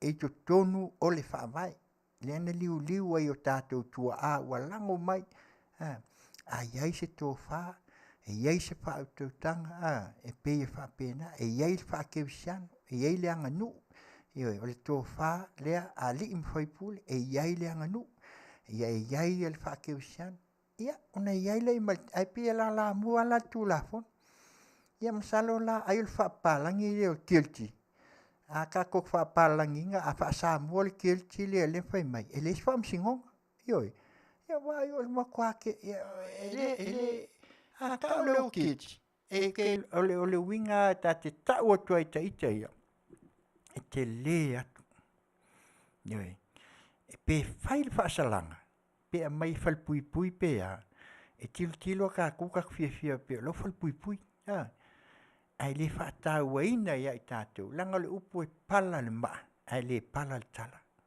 yoi e alua ya le kala le o apo afe umala la na wo pipi ya ilunga kilti fai la fa sambo wo soli tu la fono wa fa ina wa iai ilunga ele o ia sa fa pe mai ia ele fa msingo ngang fai vai ele fainga fa msingo nga wo levang fai fa kala ngoa langa ele o mai sa mo fa msingo fai e la fai lunga o sum po me nge vai kau wo fai lunga ke le vise io ono winga le nisio anga lo ia io ma fa msingo nge fai fingo ia ngai ilo la ia le au mai o la le sa no anga le sa le lo ave kai nge le kuanga ele fam singonga o le sa ke e ese le te unga le la to ia le fa tai le sa fa esa la ko sala puli le nga ave so nge le mele yoi le wa ave e alu e a fei ai ko kongu ole tu la fono le ka ko le ko kongu fa vai e o fa kasi ko fa mal fa utang le nga ave se to fa la le ngai lo ai e fai le o singa fe ngai ina ia to file mo ai le la wa mai o le mai la fa sal a wang fa sala ia ka ko ti kilo fo e fa pe ia la fa pui ai ele e fa ngalo ele upu le upu piko sili le ngoi kilti anga sau fa pe not guilty kwa kaulanga ma kwa fele le lunga ka ia le ka ko fa pe ai o ele fika guilty ia ai longo winga la le upu nga lo fa o sau ngoi le avem kai ele fam singo o le guilty nga se upu le guilty e pala le ma ele pala le ka mioi pesa vali angala o sole ai ia fai mai fo ia ma ia o ngalo uma le to fa ma le tauti ngai ngal wenga sa fai ngalo pipi ia te le yo nga so se mea alu ai o ka o soli tu la fon kilti a te le fo le unga msalo e lau mai le unga le nga mai vai ngai le fo fa mamla fo se tasi fo yo penga fai lang mai New Zealand lo mai manino ai se tasi fo tamali wa lo fo lon silfia me tu la fon ya leng mangingo ale o mai wala ka ko ke fa valea ma mai sau no anga ia ono la matia ile tofu ona fa pele e lape ai se tofa nei ya ai tato le wo maua ya tato ono sai on sa ia yo tātou fai ia wa ko whaafonga ele o ia se saunoanga le fionga mai tai palmia nai toa lava i le whaatautai o langa saunoanga lenga fai le ana mai manino ai la i le vaenga wha upu fai po le fai ngā malo whaatai mua le tūlafono po ai lava a mata mai ai lunga se iau o ai lalo le fai ngā malo o ai lava po tūlanga i pei o na iei tofi mai tūlafono o le vula floa lale Nela na lea lei o se o tātou whāle ma tātou titilo anga iai. Ia lewa mai manino fo.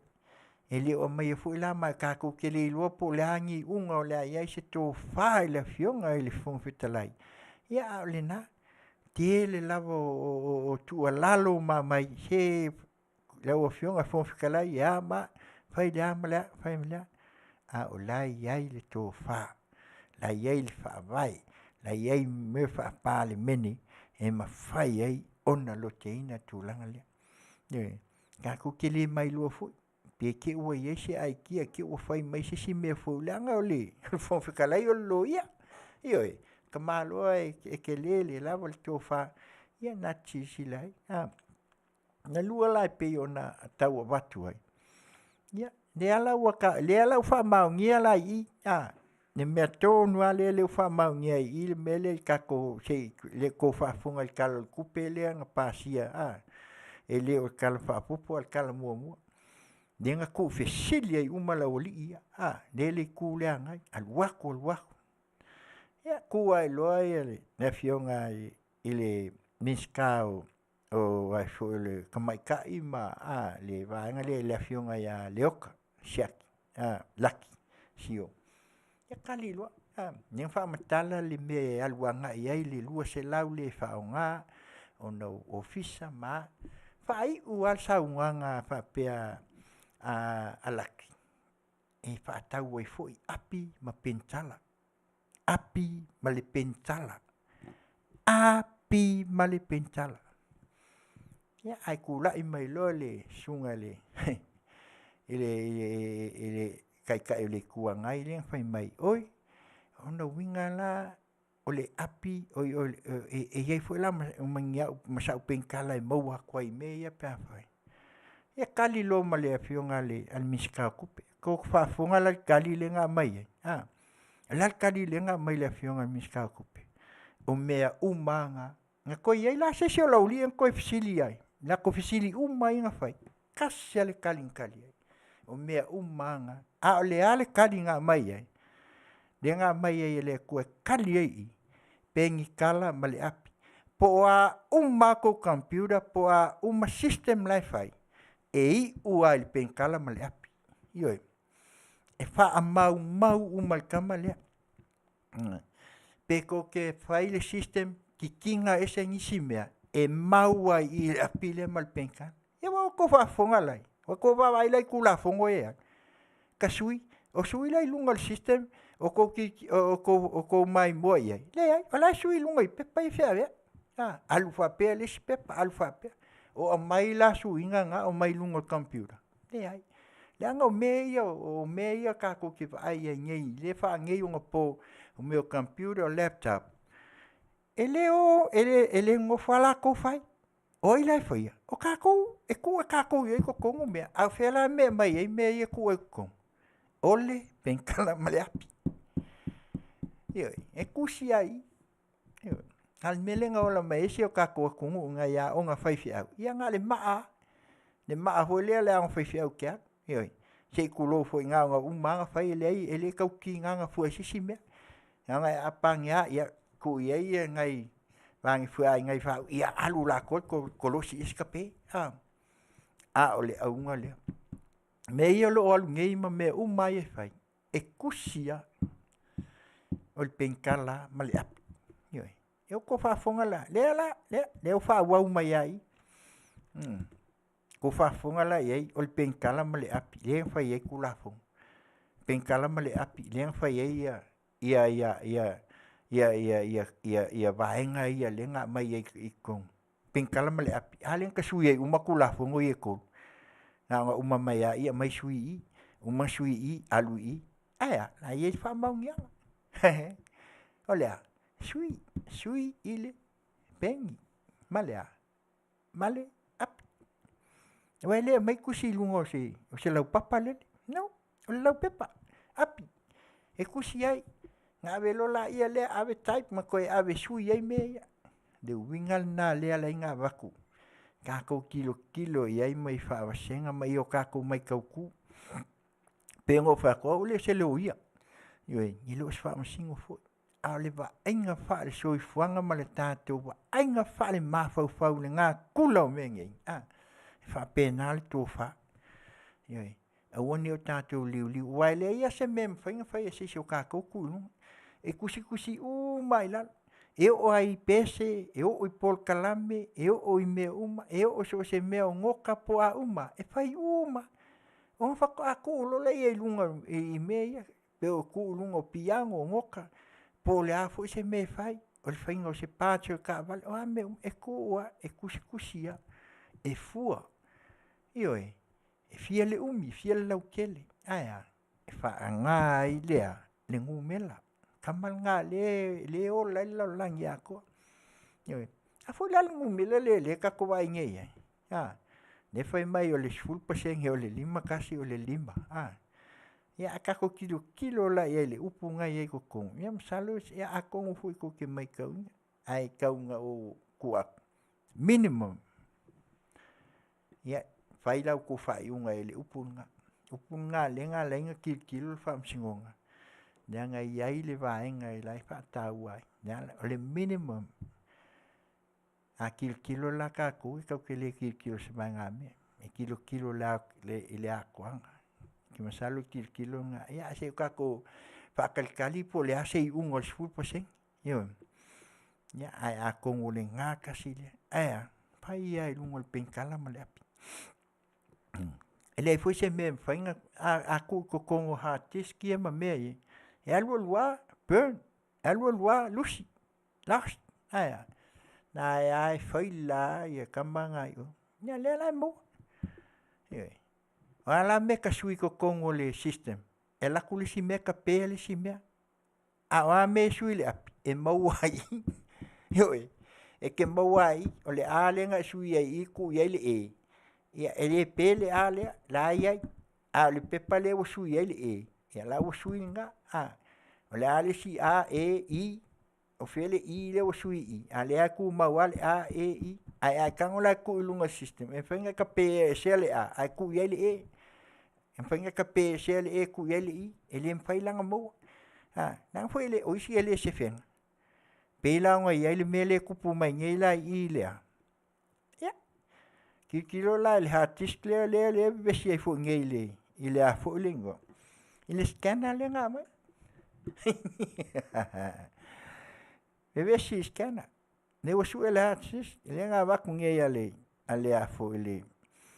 Director lenga o ele CEO lenga ye. Nya wa fu leng director ka ko le ka se ku ya so ka fa nga luengo director ma le assistant Ya mele wa ye fa ministry uma fa pisingisi uma wa ministry nga ka ole. Fa pisingisi. CEO acting CEO o me umanga o me fa mainstream leo ale malo wa ia le ye uma fa nga malo e alu ale upo government directors assistant directors yo pe yo le fo lo alu ai fo ngia ku ele o ninga fa business yo ka ko ia le wa anga le kuaila ia e uma fa business ala le business ala le usul business polkiki umal polkiki ole ales fa komisi lo nga pa fa komisi ga ku fo melo ku lo le ya oki akolo ne a sa ngo ko mai kai palmia ko kiki ya ka ku kwai ya alinga apila le mal penkala le la ko fa makala kwai la le mele le la e ka wa mai ya le bebe si dale le u ka ko kilo nge le u fa tal noina ia me Nya ka ko fa fonga fo ila ye. Le la ko va ko le si me fai ma pinge ka ko ke kanga I maki kilo ye. Ol fam singonga le ale len inside. Eu ko fa fonga la ye. E a veces le kula fongo le kasiva pal kasi ai ku ye luas ful. Le fa le ngai. Le fa le ngai. Ala mele ngasui ko kongo. El kula fongo. Ave ko kongo kusi ma meu. Fa apong sai le ku ave ese kula fongo. Ave ese ai kusi. Misia ya. Misia lenga kolnga. Ya aku silfia. Misia. Makwa kilo kwa lai ku mai ai. Le fa punga. Ai makwa pong sa makwa le loa po le almenga le mfa kusi. La la mele wengi. Ya le wa bes. La la le unga le wa mai. Nga le lua se fulu o kula fongo le effecti mai luas fulu. Fa le nga inga uma. Ya le ko fa fonga ya. Ala la mau penkala male api. Ye. Ako kongu le system ma mela ya ngai. Tele. Ye. Wa lai po le ale me lai fa mau. Lai la o lo ku mau. Mai ku mau kamale. Yang ole upu se fulu kau sanga e kau fiai weko al malo. Yang so se fainga malo se fulu kau sanga. O isi fulu lima. On fa kwa ave lo la ia le destroy. Ye. Me la nga pe fiu ka ko ku kongu fai mai ave kongu e fai. Ya, ole mel nga mo. Awa polea lava. Ai le se me ka ko kin fai ai. Awa ole mel nga. Ya, ole la pe yo nga mai ai se ka ko foi ba ai mal me. Ne ai awa nge ka ko ku mamau maka ko kilo. Ya nga ese unga e fai e fa amsino. Ese foi unga e fai e le tu. E mai le kual kali fili muai. A mai foi le ka. E makwa ka ya. Ai olo nga ka lo le kual ka. Nga ka fa ponsalo. Alu sa olo le meka un kuya. Ye. Nya la na ya le yo tato manao. Inga ia ka ko kilo mai yo to sila fia. Ele ai ele fa peo ka ko loa matulanga e pe yo na tangia mai ai. Ia ole na. Na fo le mea lenga ka ko awa ka ko te ko pe o alawa ia nisi fo o ka ko fa longo ia I meo lo alu ngelu. O penga fa ilangi mal kele o meo lo al neilunga. Ko pe e kalia la ko ia. Ioi, fa wal me ia o ka ko wa ia ka ko ke o lo al fu ma ka ko wo. Nanga ia me moli mawinga ai fax ia me ka ko ke ka pa ia. Ma me fo ila ia ka kala kama ia kusi. Ioi. Ele ka kala kama ia. Le pe on ko fa fonga ngem kilo ia. Te kele o me o saunge. Ia ai. E pe yo le nali se kuala lo aku le vainga mua le.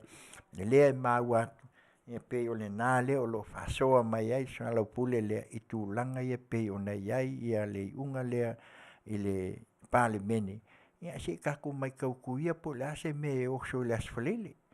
Ia o tato kaiao. Ia o le astrofi nga ka ko ia kaiao. Ia ale asfalele nga I o le fongo. Ia se ka ko va ia. Ia matato tapu ia. Maolo manu. Talo le tua ia maua to file mu. Ia mai se kali. Awa kali mai ale kua kali ai makua fa ko ila lo ka. Ioi. Ele se poko. Ia ma se poko ka. Le poko ka e vale lumo le tua. Al se fangate le tua. Ia polar ka mau lalo ifia. E apale kua mai ave aku ulunga yo. Ala ka mau lunga yo fe mai la. E mai ai lunga mai aku ila.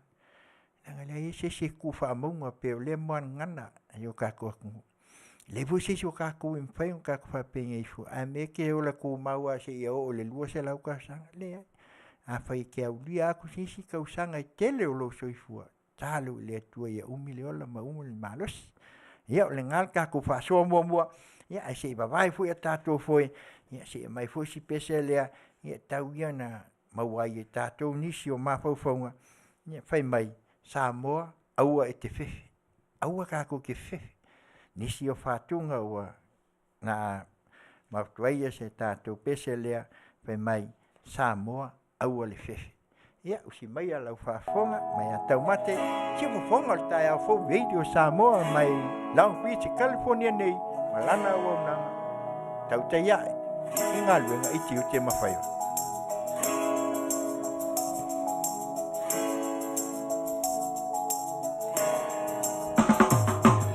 Pamale whainga tā ole nei o langa. Te susu ia i le tau, ma wha mai se ta i le anga. Tupule whime mea i malele ma tonu i le tele o taimi. Leiloa pe sa vali pe tuta mo e sa ili se tali. Sa ili se vai fufo ele le sami ma le ea whamai. Ole mautu manatu po o fea tonu lava e te mawai. Popole le malolo, pula pula solo matama se tonu matu. Ala e manino le tu si pa i e malo e le sua fa Yesu. Samoa e, awa te fefe. Tula i mai tutu fatasi ni ka mai i e te te e.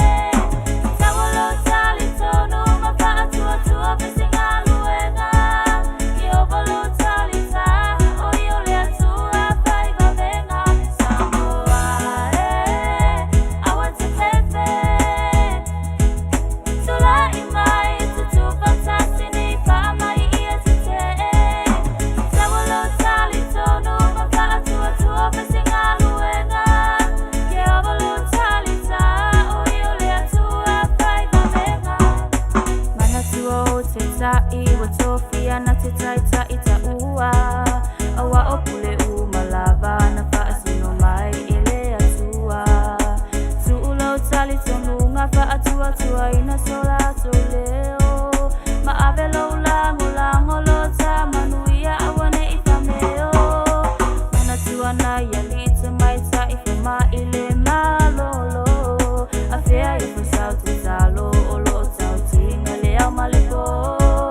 Awa se Samoa whiawhia, ma se Samoa malolo ina.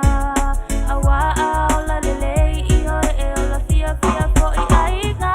Samoa e, awa te whewe.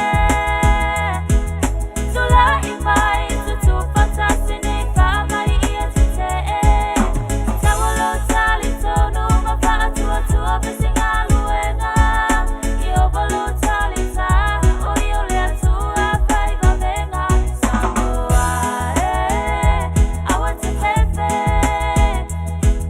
Tula i mai tutu fatasi ni ka mai i e te te e. Tawalo tali tonu ma fa atua tua vesi ngā luenga. I ovalo tali ta, o i ole atua Faiva venga. Te talo mo so o se isi o malue malosi mo pui puinga. Tuule fe vai vai a ia ve ese ole tusi lima. Tami ole tutu fatasi fe alo fani ma fe oe oe a i. Te talo ia vave se asu Samoa sola ese ai nei whamai. I opa wha mole mole se i e pui pui mai a Samoa. Le ai se sulu wha inga lo mana wha aola ole ato atoa. Mana tua i po Samoa i o a au wha aola mai. Atoa male lalu langi i nei wha ama i lawe a i mai. Samoa e, awa te whewe. Tula i mai tutu fatasi ni ka mai i e te te e.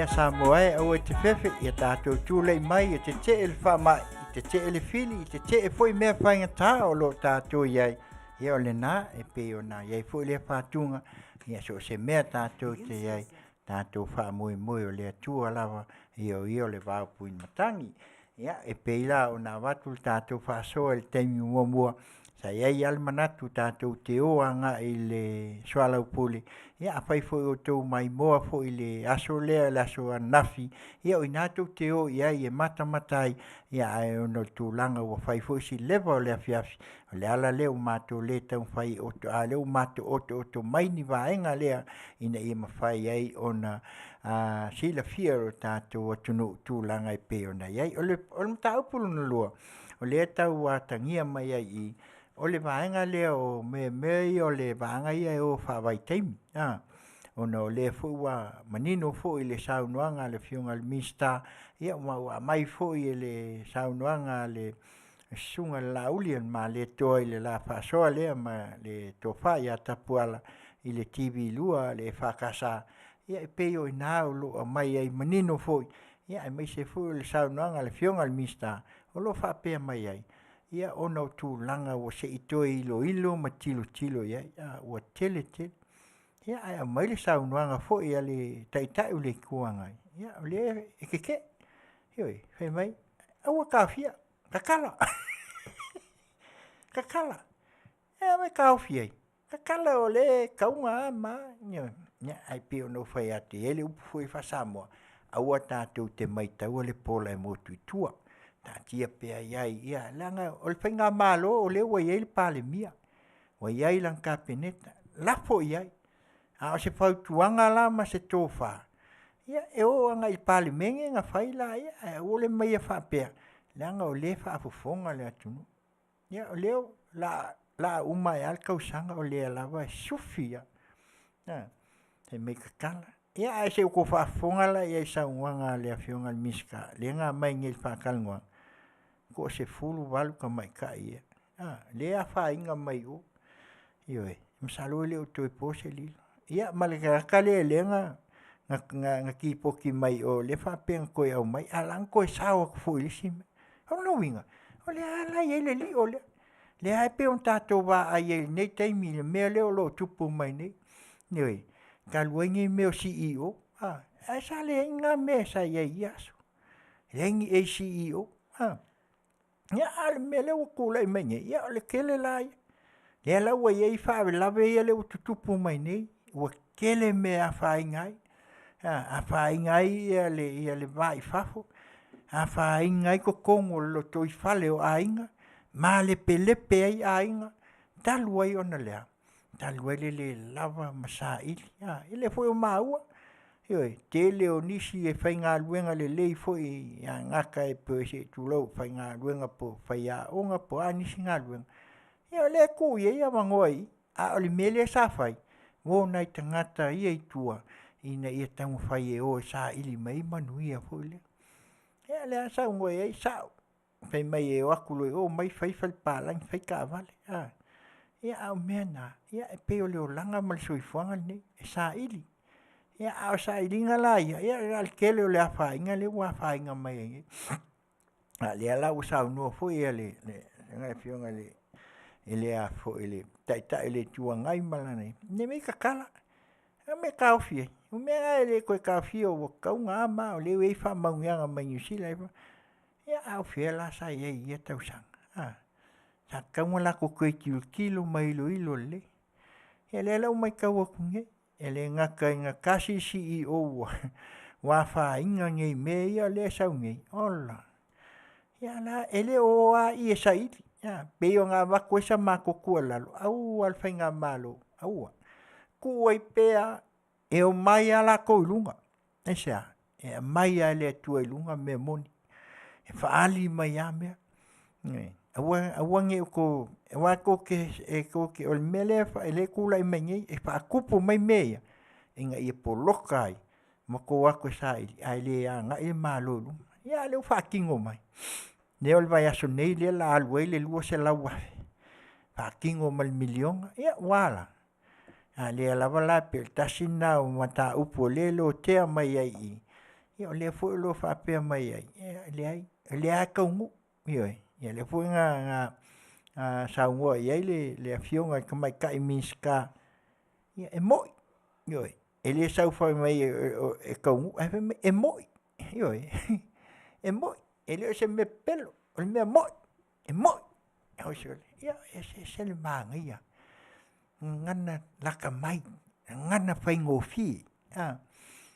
E fai ei ona talton winter matato vai ke le fo fa seana ia nga foi vai nga ia nupi fa ia le o mai mangi mai o le manino foi le menga la Afioga ka mai kai miska ele ke fasil na nga fa pena a kungungi e ele kula fo ka o 10 foot rule msalo ko kele fo inisio lo ya Amerika la ke lo le so se campagnia que la ko kilo mo le wol kamanga ai ele ka kilo el fenga Amerika le me 10 foot rule e ai kai pe el fenga le pe ka kilo el me ole se tatu Tele apaina le tuspaia langa o lo ia o na le tu ai pe fa o po 10 commandments pe kula fongo se fu le fa pengala me le fa ia ku ngi Amerika e se fulu a ka o 10 foot rule so se me o pisingisi e mua e la kuia a le me piko mua o le safety e iai mai ko e la vea mai kofu a le vaenga le se fulu ma mea ka ua e kokongo se falfenga lue ai mua low saunga le mu pena menga le ka wa ko foile tatou tilo ia el mele o ka el mele sa ia ka ko mo kwa kuwa awa kwa ia e afainga kwa ia pe o kala foi le masangi pe se ngana o masangi ai foi ma wa kangia mai si o ka ku nya ka ko se ia fa penga nya ka ko se ia le ala se mai ia se mai ia le ala o mai eu kaungu mai ngi ne ala ua mai lunga me se na ne fu uma ka ko kilo ma ai anga ai ele fa pe o lilo la ngo winga la o me ia le wa ku lai mai ia le u ka ko vai e wa loke wa makanga lu lunga o le pale menga Australia loke ele mka upule ia o ngo winga la o fa tele e no winga la le tau le la kuilalo alwa se va skep ya e pe o le na le nganga o leta o batu e se tu alalo matato tal no ai e pe o mata upu na le na mailinga solo puli im fai e un ka ku oko oko ngi me fai e ona tato fa tal noina ina ia tato la ngonai e se maleta ua na ia ona o le wa folinga mai o le ua afalis full malua e masalo le te mamau ia ale pese le a fai o aso ia si me fole el masi Samoa ia Tele foi e o lo titelo ai si o to fa fon se tasi o fa tunga tuaina ia fai mai o le masi Samoa eu si mai la fa fonga o nanga si o fonga ta ia fo video Samoa mai la California nei e malana o nga Tautai ya nga nga Tiute fai masi Samoa masi Samoa faale fufaki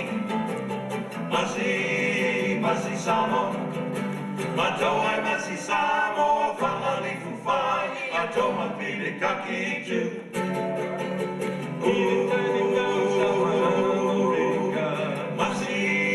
masi Samoa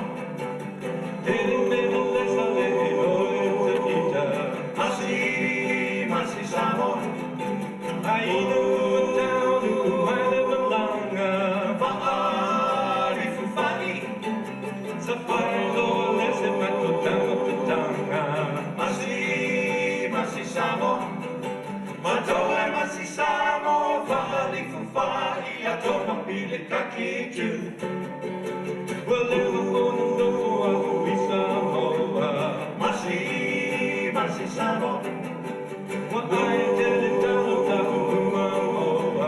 masi Samoa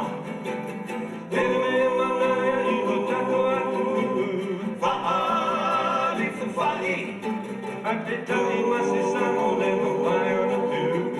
Masi, masi samo. Matoa masi samo, whahali fuwhani, a toma pile kaki tu. E le mawhanu ngāwe lo mawhaua. Masi, masi samo. Di aina o le whanu sa me manua. Masi samo. Tukoloi le se male o tunga.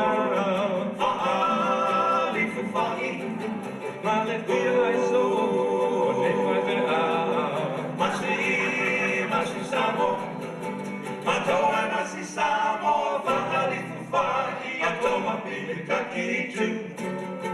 E au mai tangi o te toko i atu. Masi samo, i ke nata loku nuku o te pia o latu. Masi samo, e ai Samoa loku atu pele, whahali fuwhani.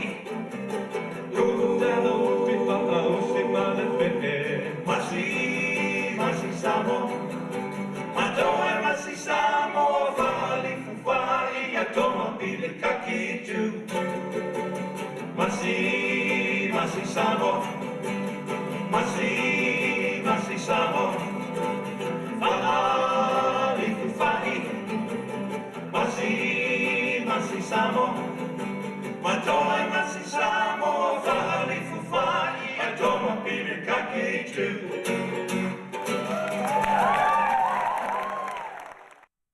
Hello, I'm Art McDermott.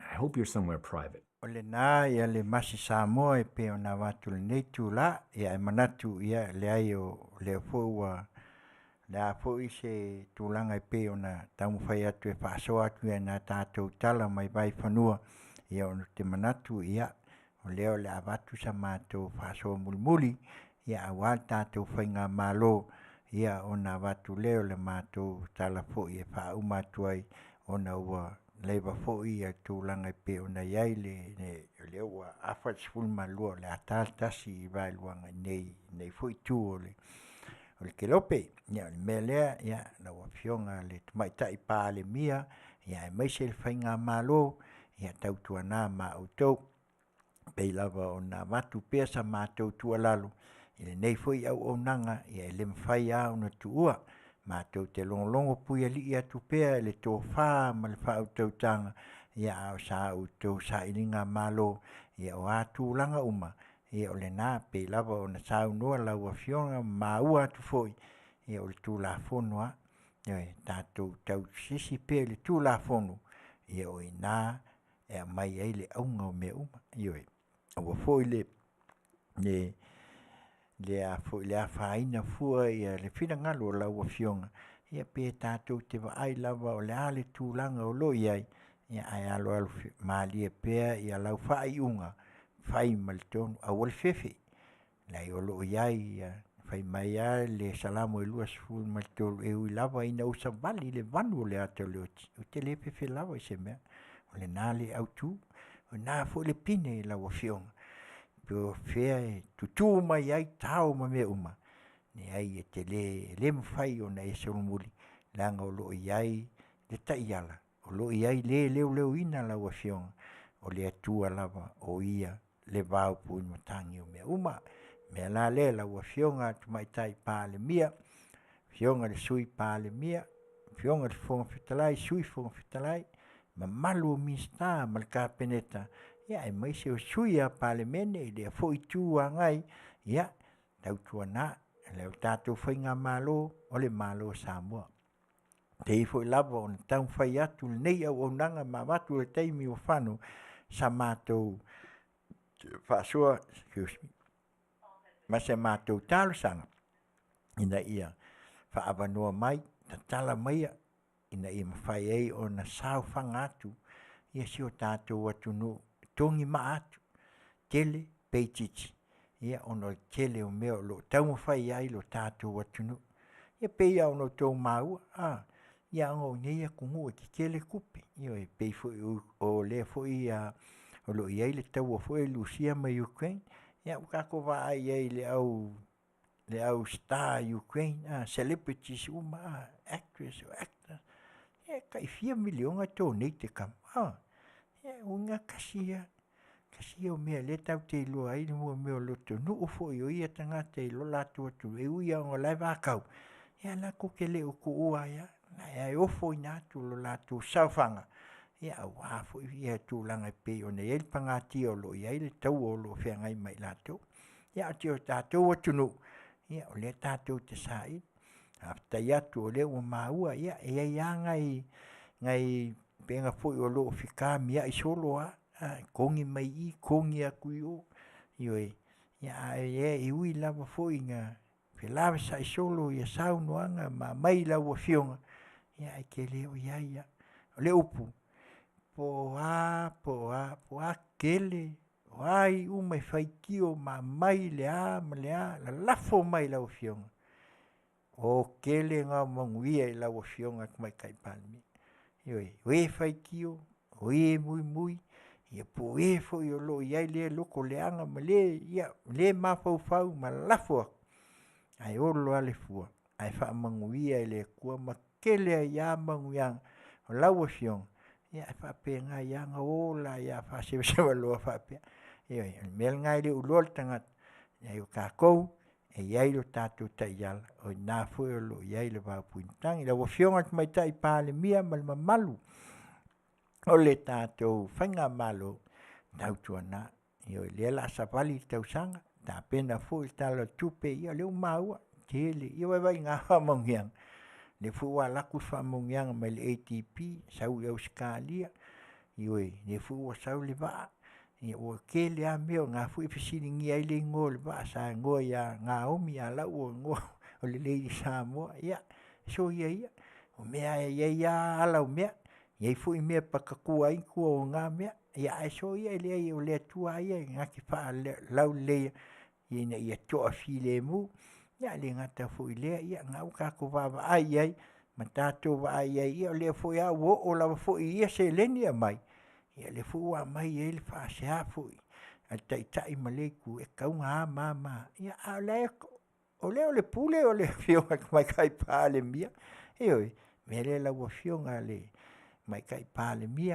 ia o sa ioi sa idia I lalo malo o ina e mau ai ia le Manuia ia a o le lumana I Manuia le o Samoa monei ma tai au ai mai se tama whanau ia le pesela lea na awalofa mai ai se tasi fo I o vaenga fo ia po le IPS security ia le whaulunga fo ia le leo moitai Masina ina ia taina atu ia o le tasi leo pese foi o le vi I o lona kwempa ia patau moitai ia o le sa suina ia o le awa lo fatuai ia o fia ngai ai ia le lato vaenga ia I maise foi o nei vaitau Coachella ia I maise o Las Vegas ia I maise o Florida ia I maise foi o nei ia I maise foi o lo fia ngai ai lato manganu nga uma ia IPS le tau pulenga ia mai se foi o tama whanau so se atu no lo lato ngalulu ai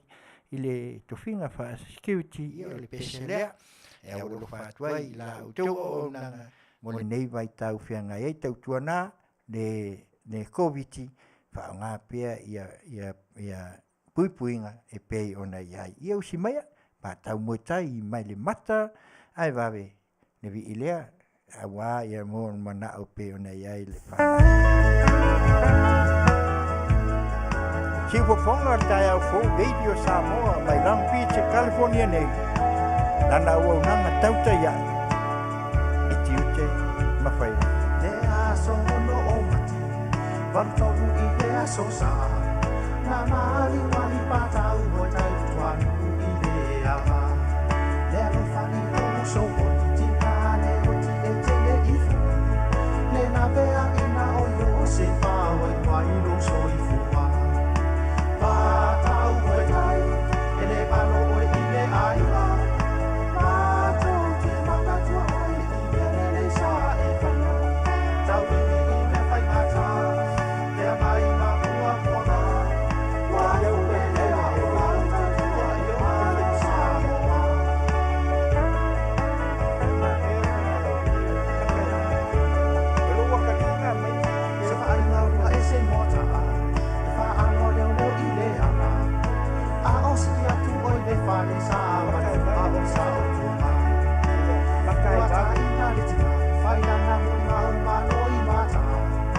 mai le amata o le mafuta masi o ina bala bala. Ba tau moi tai, e le alo o ile aiwa. Ma tau te mana tua o le imele le sa e mana. Tau ini ime fai mata, e a mai ma pua pua ma. Wa fule le a o la utai tua i le mano sa mota.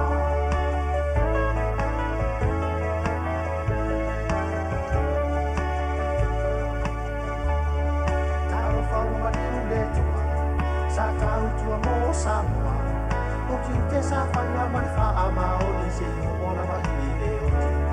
Le aro le mato, o le i aso o sisi mafuna. Le au o le mato o fa afia mai na na fi o tua mai na. Ba tau mai tai, e le aro o i le aiva. Mato te panga tua o le i mele le sa e fana. Tau mini i me fai bata. Ai ma pua pua ma, wa fule le a o la uta tua i le mano Samoa.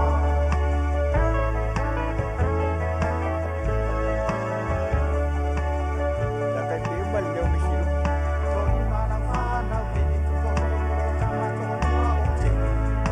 Afate amana i toni mana i te e te. I te aru tu o i te, not te le mu i le li. Fa amo moe i le nano na fo e te whino wa iai i tātou. Ba tau moe tai, e le alo oe i le aiwa. Ma tau te mana tua oe i mele le sa e whaia. Tau nini i me whai mata, i a ngai ma pua pua ma. Wa fule lea o lanu tai tua i le mano Samoa.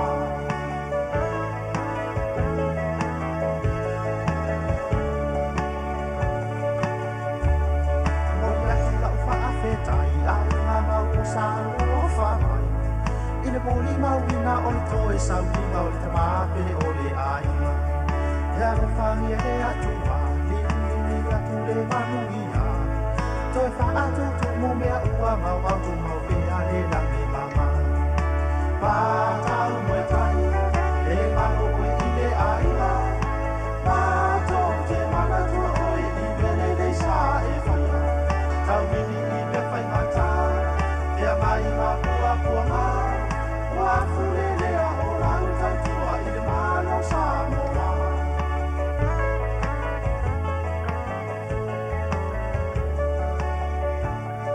Tō whaina o lai pātau, alo whaanga mai nau whanau. E mana tua pia rama o losu a whase i le po i le mata. Au haru e ngā ua manama, wa e la mo magne i nota. Leo tiwa tala la tato maftama Manuia i le oi mata. Pa tau moe tai, e le ano oi i le aiva. Pa tau te mana tua oi i mele le sa e whaia. Tau nini i me whai mata, e a mai ma pua pua ma.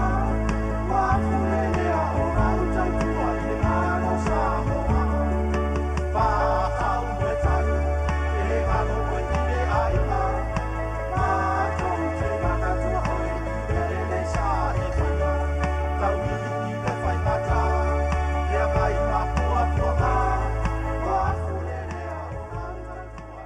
Ya, ole na ya le pese ya moitai Masina ya male IPS ya Manuia Tele la Faiva tu sa tu langa peuna ya ole nei tu la ya manatu ya o le nama fai u ya le ma por klame ya watu ai le nei tu la ole a fo ya se tu langa fo ya la fo sa tu fa fonga mai ole sa ma fa so le nei Afiafi. Ia ave malu i fale ele atua i mātou mau mātou tangata. Ia tau o se mea mātou te mwhai.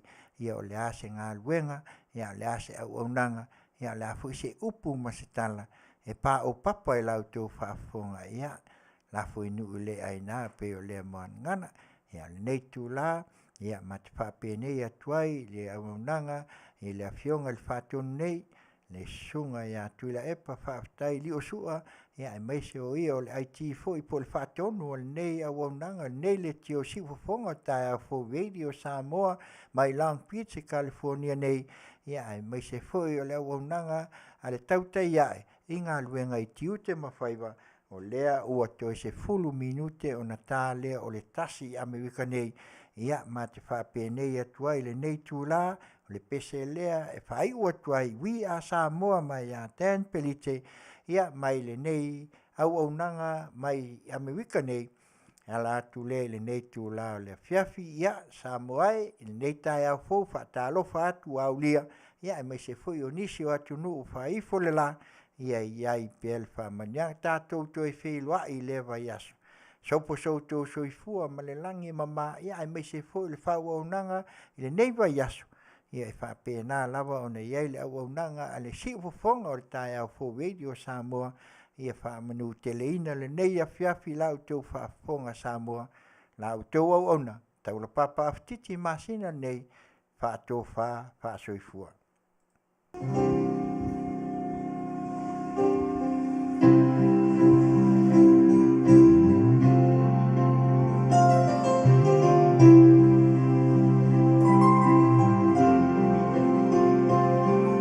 Samoa,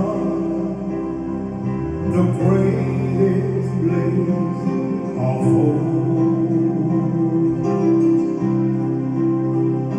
She's green and blue, lush with beauty and heart how pure as gold.